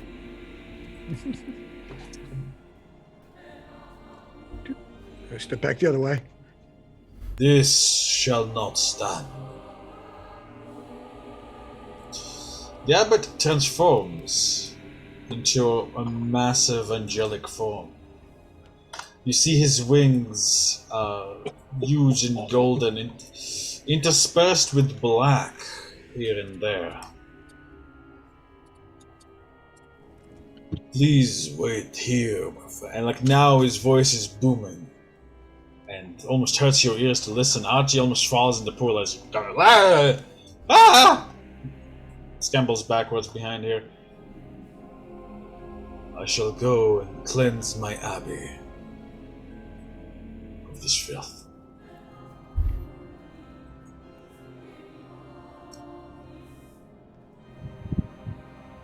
And he flies forward.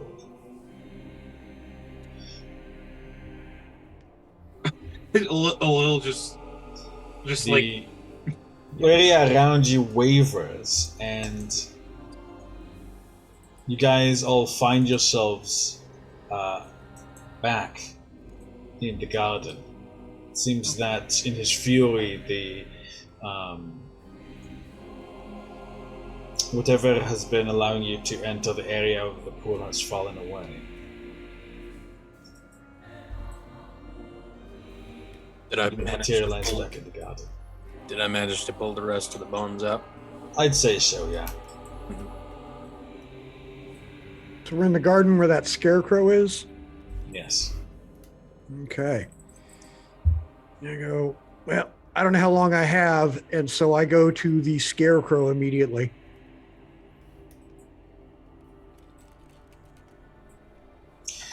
The abbot gestures, and the guys hear the ringing of a bell 3 times, 4, 8 times, and the guys hear like a great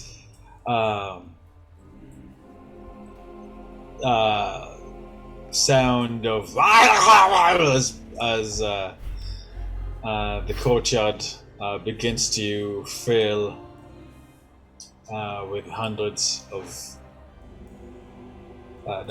with dozens of Belgians. hundreds. Oh no! Holy cow! His wings beat once, blowing the snow behind. We're still on the other map. Yeah. Oh. Apologies. Yeah, he was here, and then his wings bit once, blowing the snow away. You look behind you and say, I am sorry.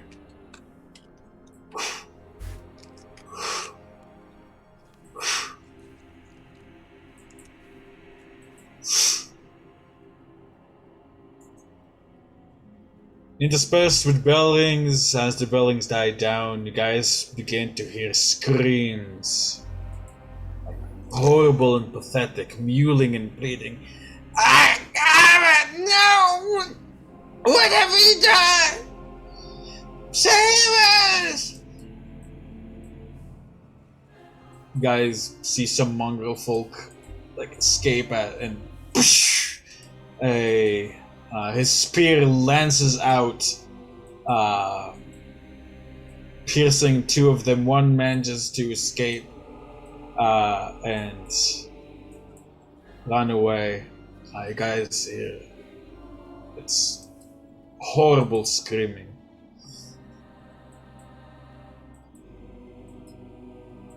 It goes on and on. It's tearing into your ears.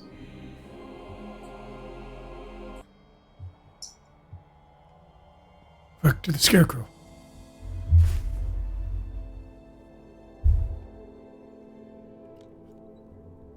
Right, yeah, what would you like to do with the Scarecrow?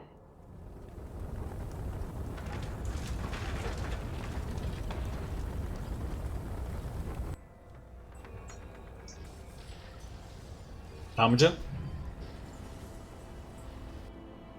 Sorry, I want to examine it Okay, as close yeah. as possible. Sorry, I Yeah, was okay. muted. Yeah, I was like, why is nobody talking? You're like, we're going to Scarecrow! And then just look at it silently in awe.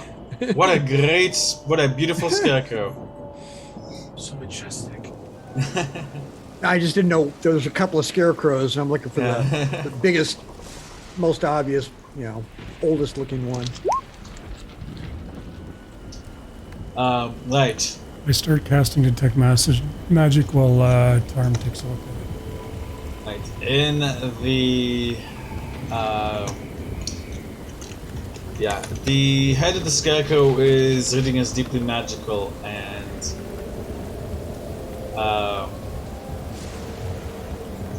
it is.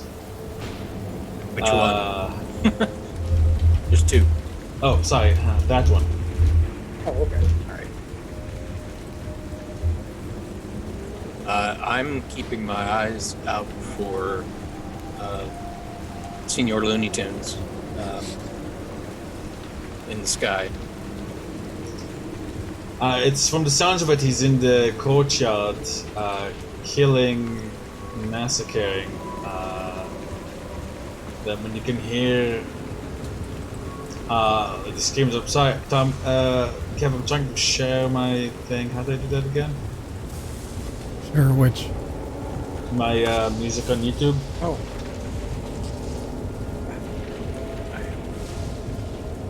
Alright, just. Was it just sound, was it? Yeah, computer audio, I think.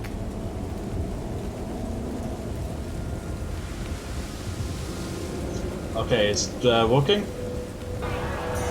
There we go. Yes. Hey, guys, as you guys are observing it, a window shatters, and you see a mongrel folk woman holding a child jump out one of the windows.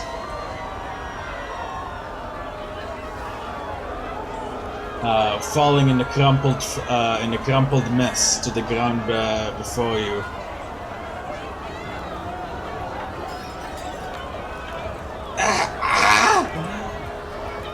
There's the face of a dog, and she herself is is very much meant to use her own body to keep the baby from coming to harm. In fact, that's the baby token I want to use.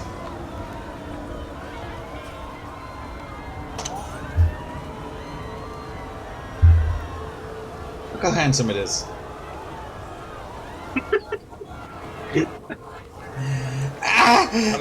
Like you see her legs are like bent in awful shapes.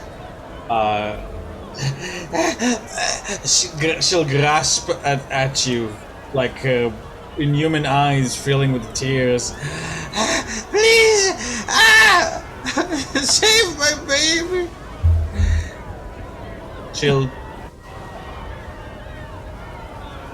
hold it up to Priscilla. And as we begs, you see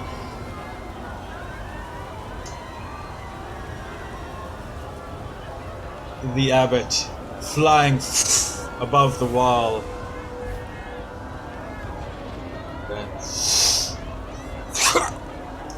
Spear right through her back.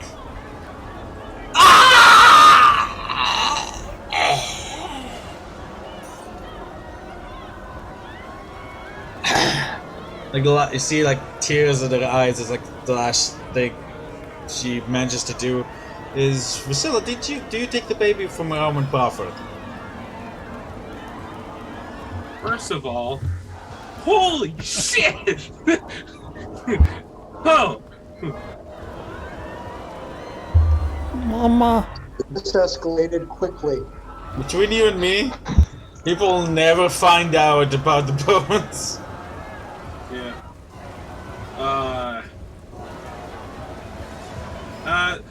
Due to extraordinary amount of parallels, I'm going to take the baby. Right, Priscilla, take the baby. You see the abbot covered in blood. There are several scratch marks all over him. He simply hold out his hand. This will step in front of Priscilla. She's gonna quietly like turn and kind of shield the baby from it. What are you doing? His voice booms.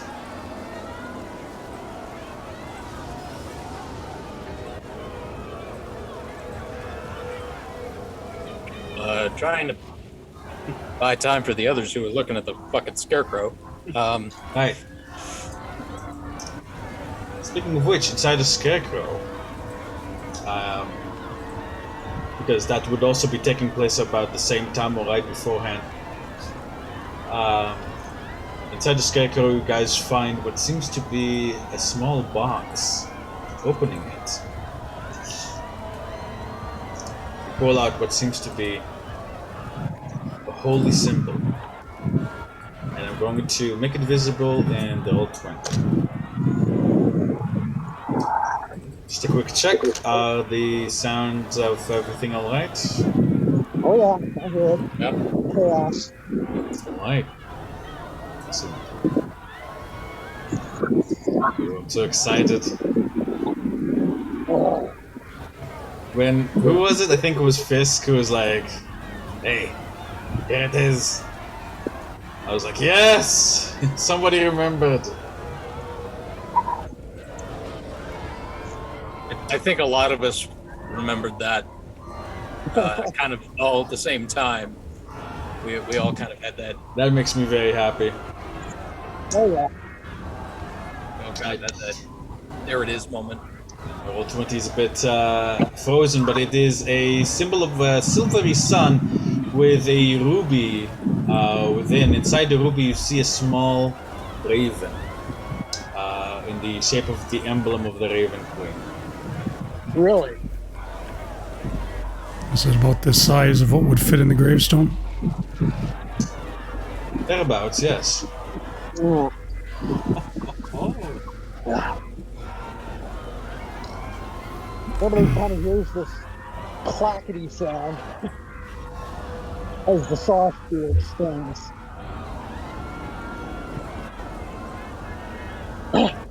We have to, don't we?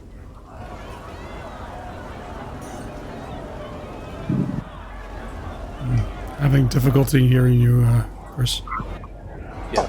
Okay. Should I be turning down something? No, I'm supposed I just say I extend my saw spear, and The angel everything looks has to down at you with shock.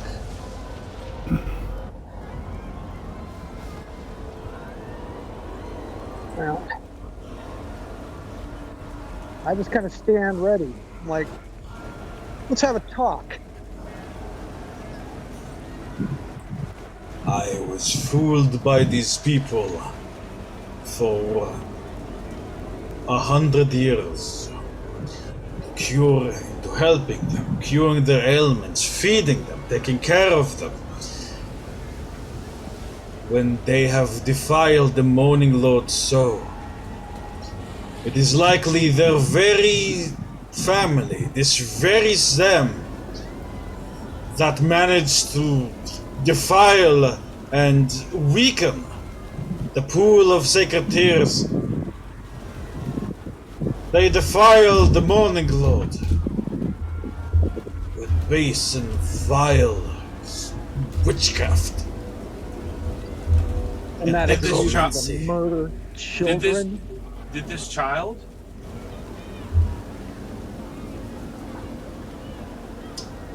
Give me a persuasion check. You see that the abbot is inflamed, and you see some of his feathers. Now that you guys can kind of see him clearly, you see that Howard? his feathers are touched with black here and there. But before I either do myself with this roll or make this all the better, how the hell do I have persuasion as a skill? Oh, that was to GM, but that was an 11. Yay! Archie, where are you? Speak up. Archie! Get over here. Right, sorry, I forgot that I exist. Forgot that I exist. Listen, sorry, it's all the water I drank make me want to pee. He like hears this. It cuts to Archie. But he hears the scream. He's like, "Oh, I gotta wrap up. Come on. Oh, I shouldn't drink so much. Oh man." Right. Let me just Archibald, Mr. Abbott, sir. Listen. Do these people really deserve it? You said that it's happened 100 years ago. Maybe these people probably didn't know anything about it. It's not like they knew and were laughing behind your back or something like that. It's just... do you really want to do this? Aren't you an angel? To add to that, they were literally cursed. So, isn't that punishment enough? And she's kind of like the other hand's like on kind of shaking on holding the sword, but it's still in the sheath. She's not yet drawn it.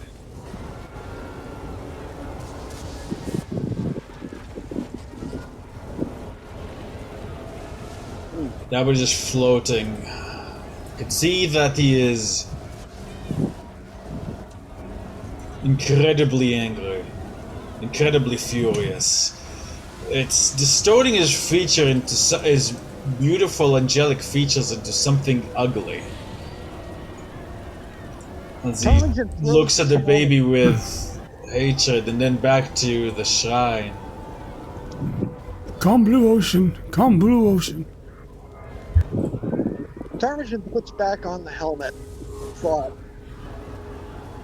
and I want to run an insight check if I can. Do I see a crack in his emotional armor about this? Yeah, and I would say Honorim and Ptarmigan as well can give me, and Varys, especially Varys, you can give me a Varys, you can give me a nature check with advantage. Honorim and Tom, you can give me a religion check with regular religion check. Can you click mine for me, please? Yeah, sure. Thank you. Varys, the way this angel looks is not proper.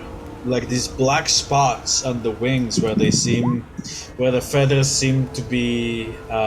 Sorry, I meant to do the other one. That is a 14. The black spots on the wings definitely indicate corruption, from what you know. There is such a thing as fallen angels, and you can see that from where he's facing to the front of you, like on the side, Varys, you can see that it's like sort of spreading like up his neck, behind his ear, and onto his head as well. I have put so much of myself into trying to cure them.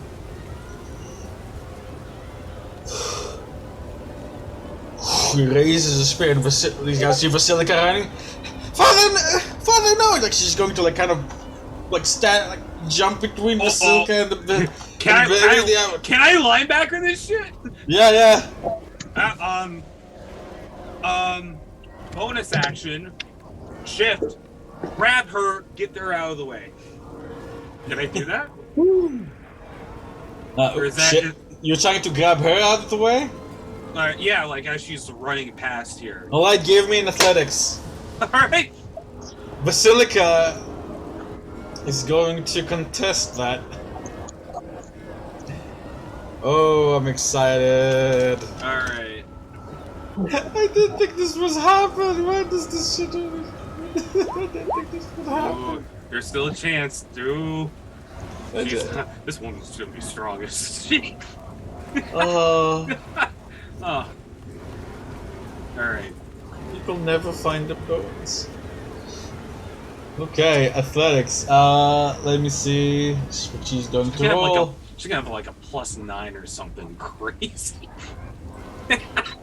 Not that crazy. Let's not. I don't know. Nuts.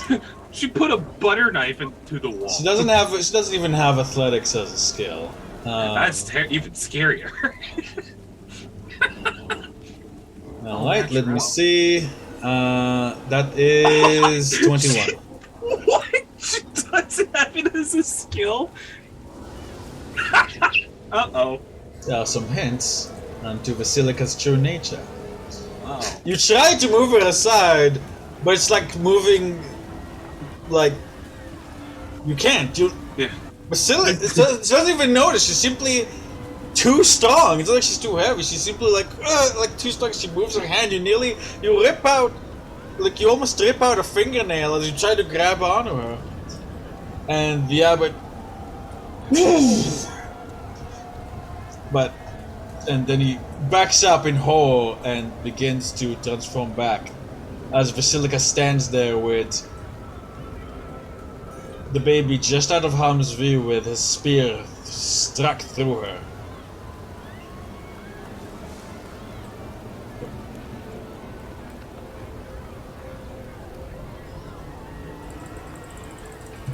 I didn't mean to make him disappear completely. Alright, but you see him transform back as he... Foolish child! Father, no. I don't deserve this.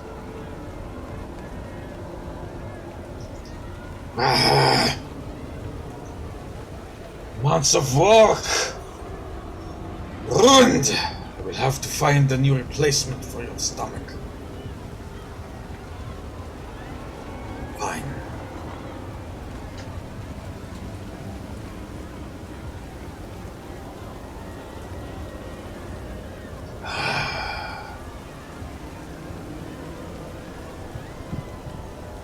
Little gesture, and the bell stops ringing. The screams stop, replaced with, and the storm clears, replaced with pathetic kneeling of the injured and dying. Take that thing out of my sight. Come here. The spirit disperses back into light. You guys see a hole this big in Basilica's stomach, but she seems not at all perturbed by it. As inside you can see what seems to be flesh interlaced with stone. Thank you, Father. I don't want to see you like this. It's frightening. Sinners, and those who insult the Morning Lord's name, defile his likeness, must be punished. Though now, punishment has been inflicted enough.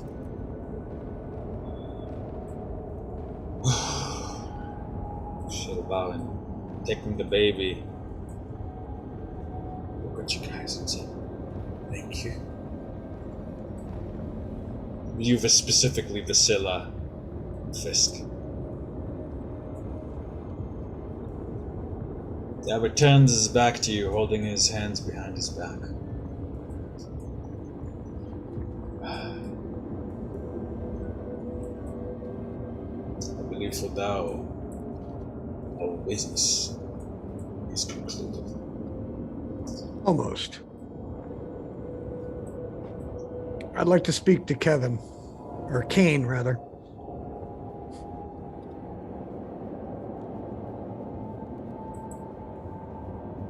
Ah. Yes.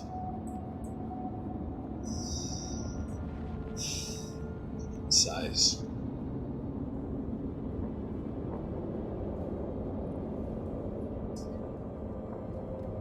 I'm afraid it's going to have to wait for a little bit, an hour or so. Not wish for you to see my walk.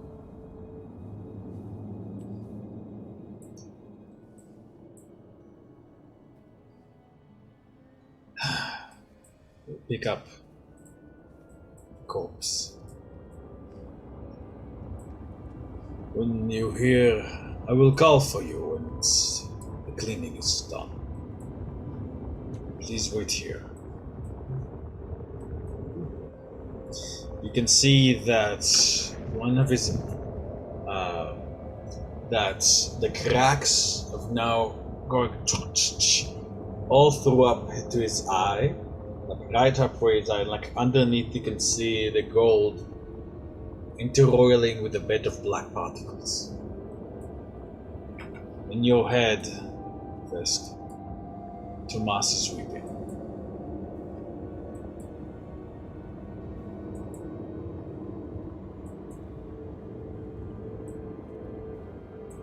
No angel.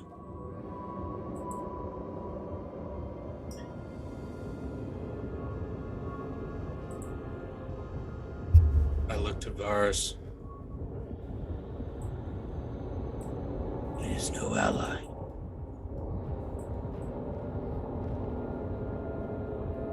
Paris just nod and start walking over. No ally indeed.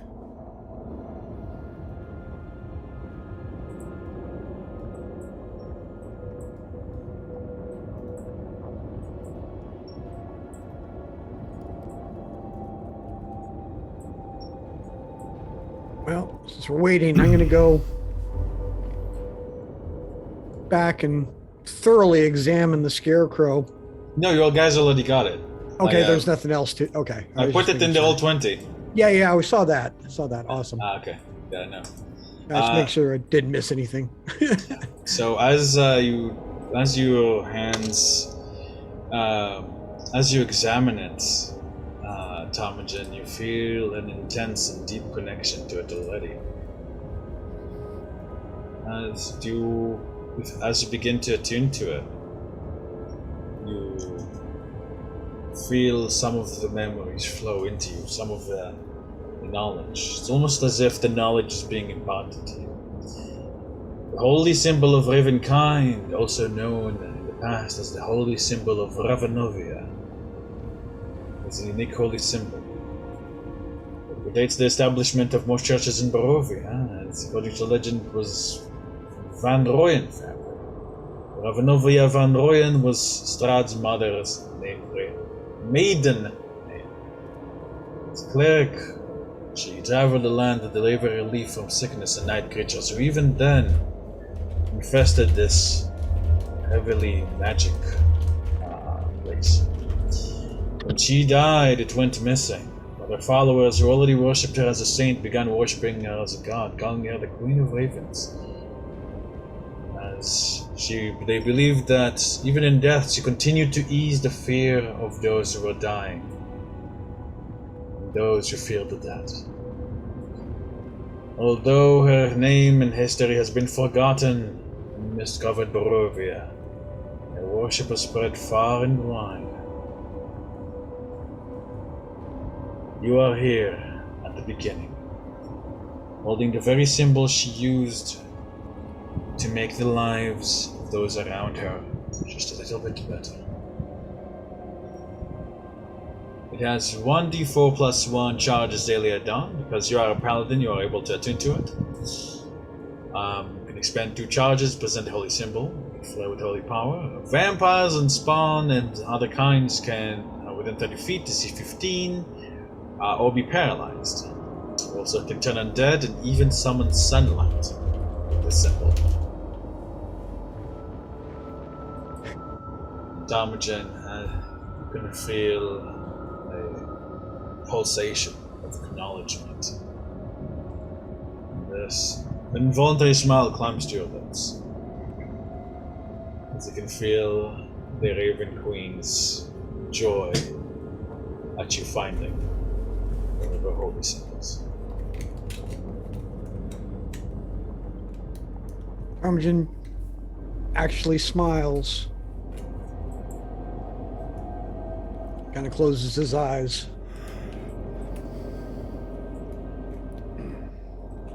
Fates are weird.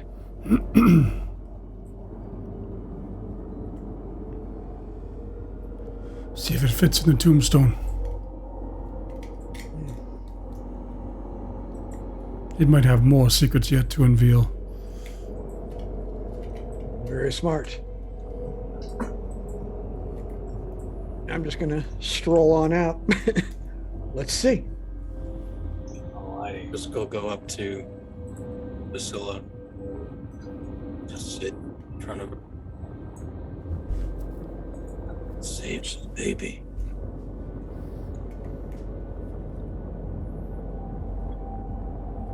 She's she's almost kind of looking past him as she's. It's evident she is processing a lot more than what has just happened, and just, yeah, I guess we did.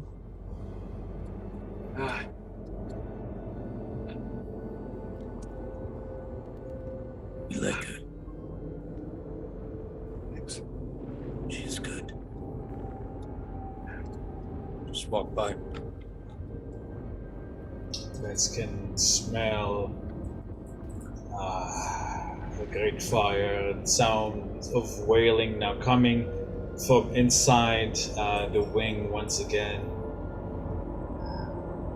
Although now much lower in number, it seems that quite a few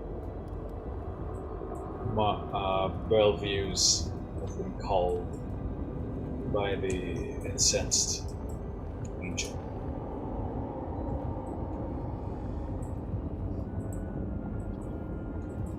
It's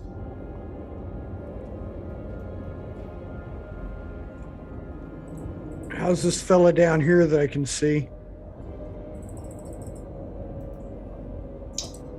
this one over here, he's in fetal position. You guys can see he has like a head, like kind of like he has like two head, like kind of what seems to be a frog's skin all over the top of his head, and then a mouse's kind of snout, and 4 claws, and he's just, no, Abbot, why?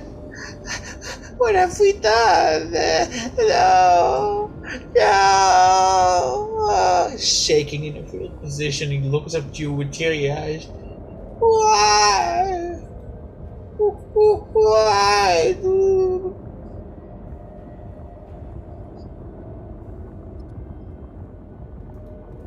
Kind of clasp onto your pant like Tomatin. The Divine One hates us. Please. Is he actually hurt or just scared? He doesn't seem hurt. He just seems heartbroken.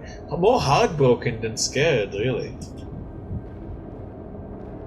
I just kind of put my hand on him and just try and offer him a calm hand.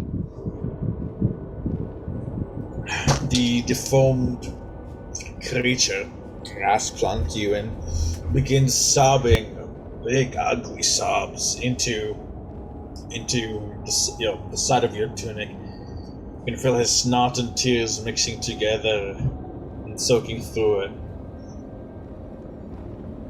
It's very inconsolable, and it's a little bit heartbreaking to hear him crying so loudly and so pitifully. What have we done for the Holy One to hate us, to kill us, to smash us and break us? I don't understand it myself. You have done nothing. Your ancestors tricked him. It is not of your fault.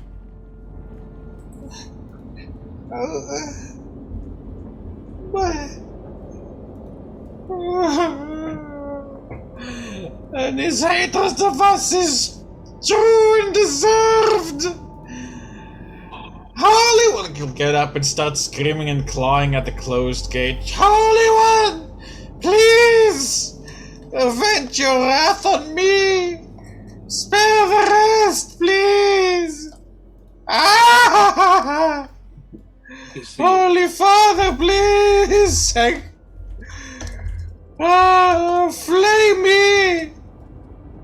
Flamey! Pitiful cries fall behind you as you guys continue into the graveyard, sending a shiver down your spine.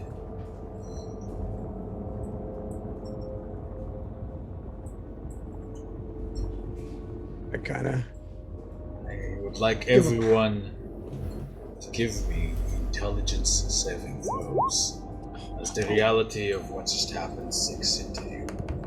You've just been witness to an angel of good, the Deva, committing a terrible massacre upon its charges. It is not something the mind goes through easily. Why is mine rolling twice? Why is everyone failing this? Satamajan, you can roll yours again at 20, thankfully. Alright, well, it rolled a second time, so there you go. I don't know why I'm not at advantage or disadvantage. Yeah, no, it's fine. Weird. Alrighty. With that, Honorim Vasil. I'm going to burn my inspiration point. What? Go ahead.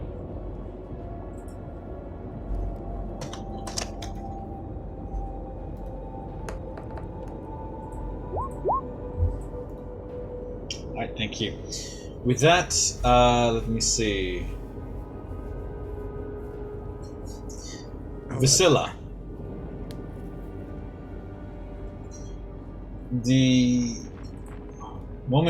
It was only moments ago that the abbot seemed so kind and fatherly.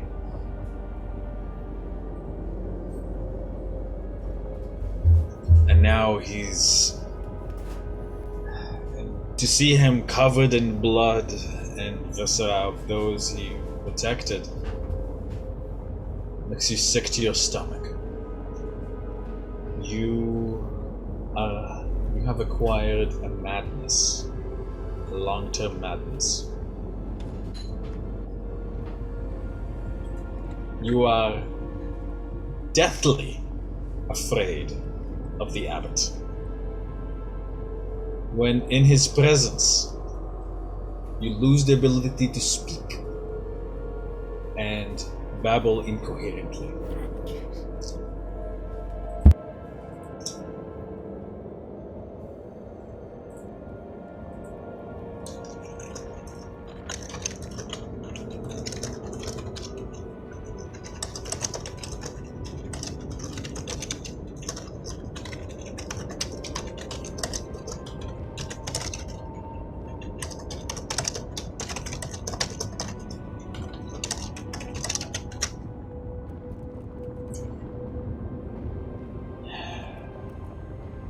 Shiver passes for the rest of you.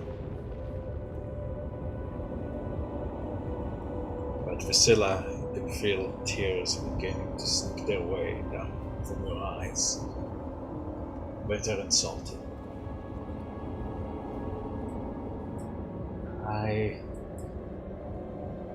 Let's just keep going.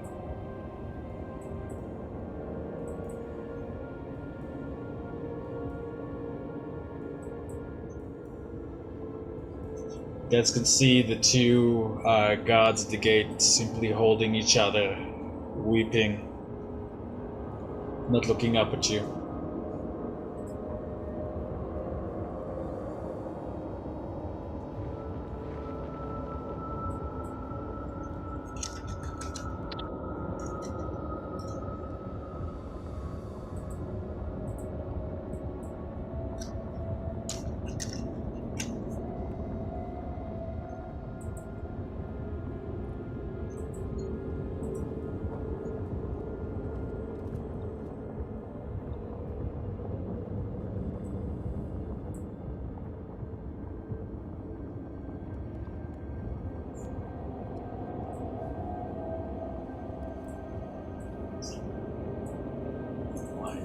You guys make your way to the grave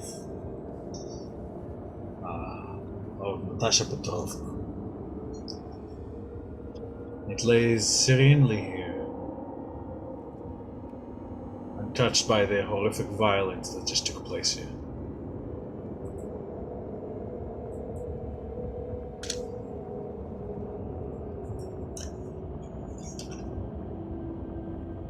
What would you like to do? I'm going to kind of take a knee and kind of give a silent prayer. I don't know what's led me here. May as well go all the way. I take the amulet and see if it'll fit in the indent. It does. Shh. A small compartment in the side of the grave slides aside, revealing a small wing.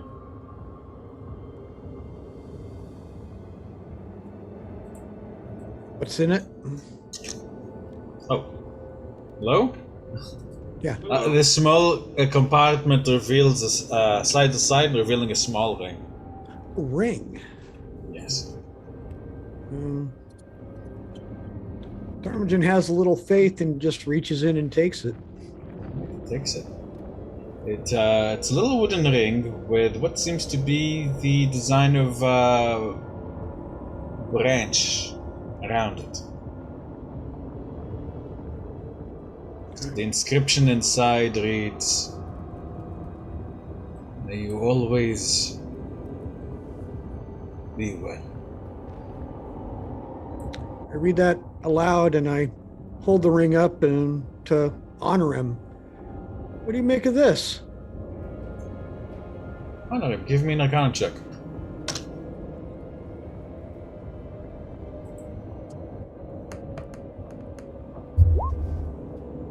Honor him. You recognize the design as one common to rings of regeneration. It's very rare. It's extremely rare, and when wearing it, tuned, you regain 1d6 HP every 10 minutes, provided you have at least one. If you lose a body part, it can cause it to regrow. Set to full functionality after 1d6 plus 1 days.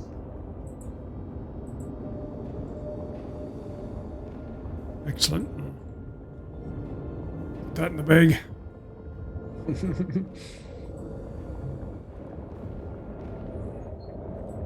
Well, what now? Do we wait? Let's go back to that little area. And, yeah, let's wait. Priscilla, are you okay? She's got this sunken look, this burning scowl. Not scowl, just like this grimace. I just want to leave.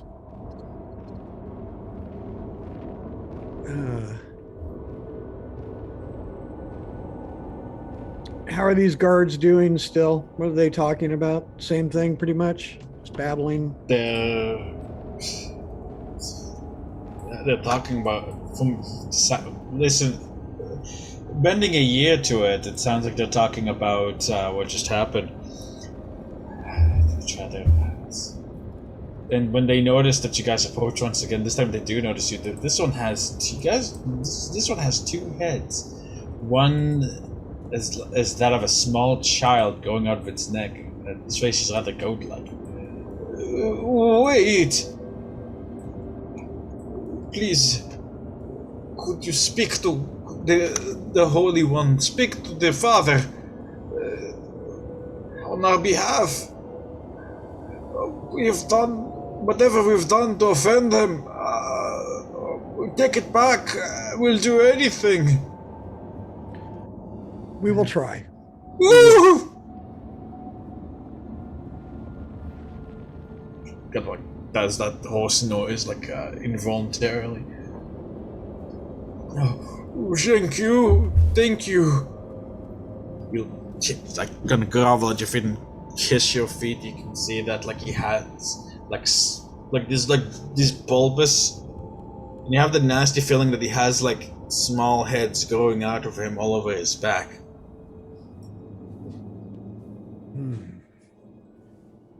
Oh, Fine. thank you. Woo!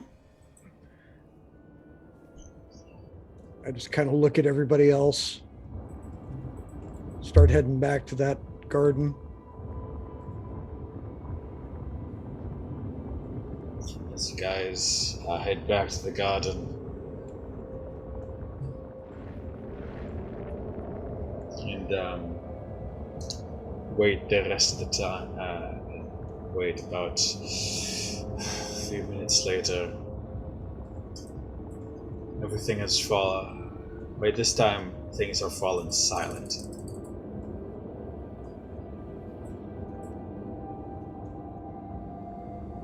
He throws a look back behind him at the inconsolable mongrel folk.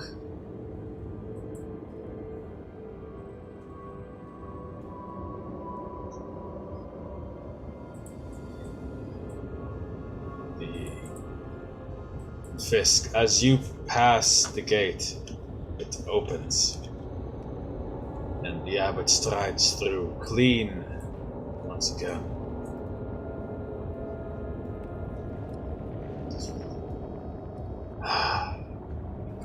The calm, genteel expression is gone. He just looks sad and heartbroken, grave-faced. The preparation is done.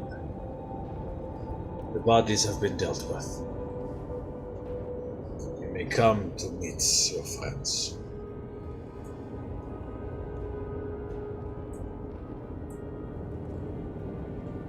He then walks back into the courtyard.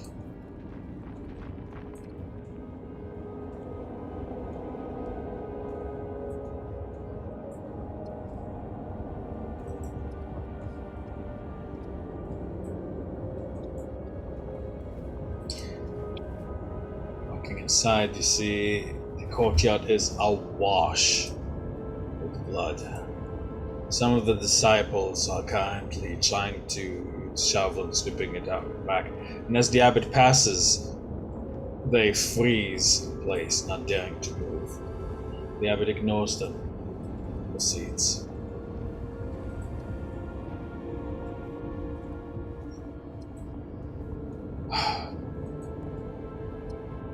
He sighs in front of the door. I truly regret you had to bear witness to that. It breaks my heart, but justice has to be done. For the greater good, he says almost to himself.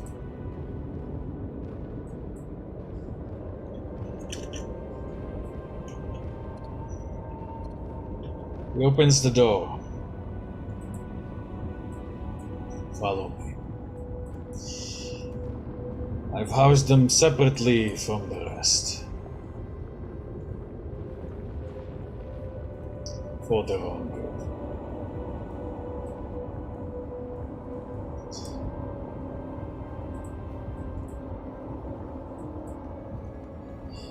And as you guys follow the abbot into the dark of the cellar, we will end tonight's session of the Curse of Strahd here. With Basilica watching you and the abbot up the stairs, the mongrel folk baby still in arms. The hole still through her abdomen.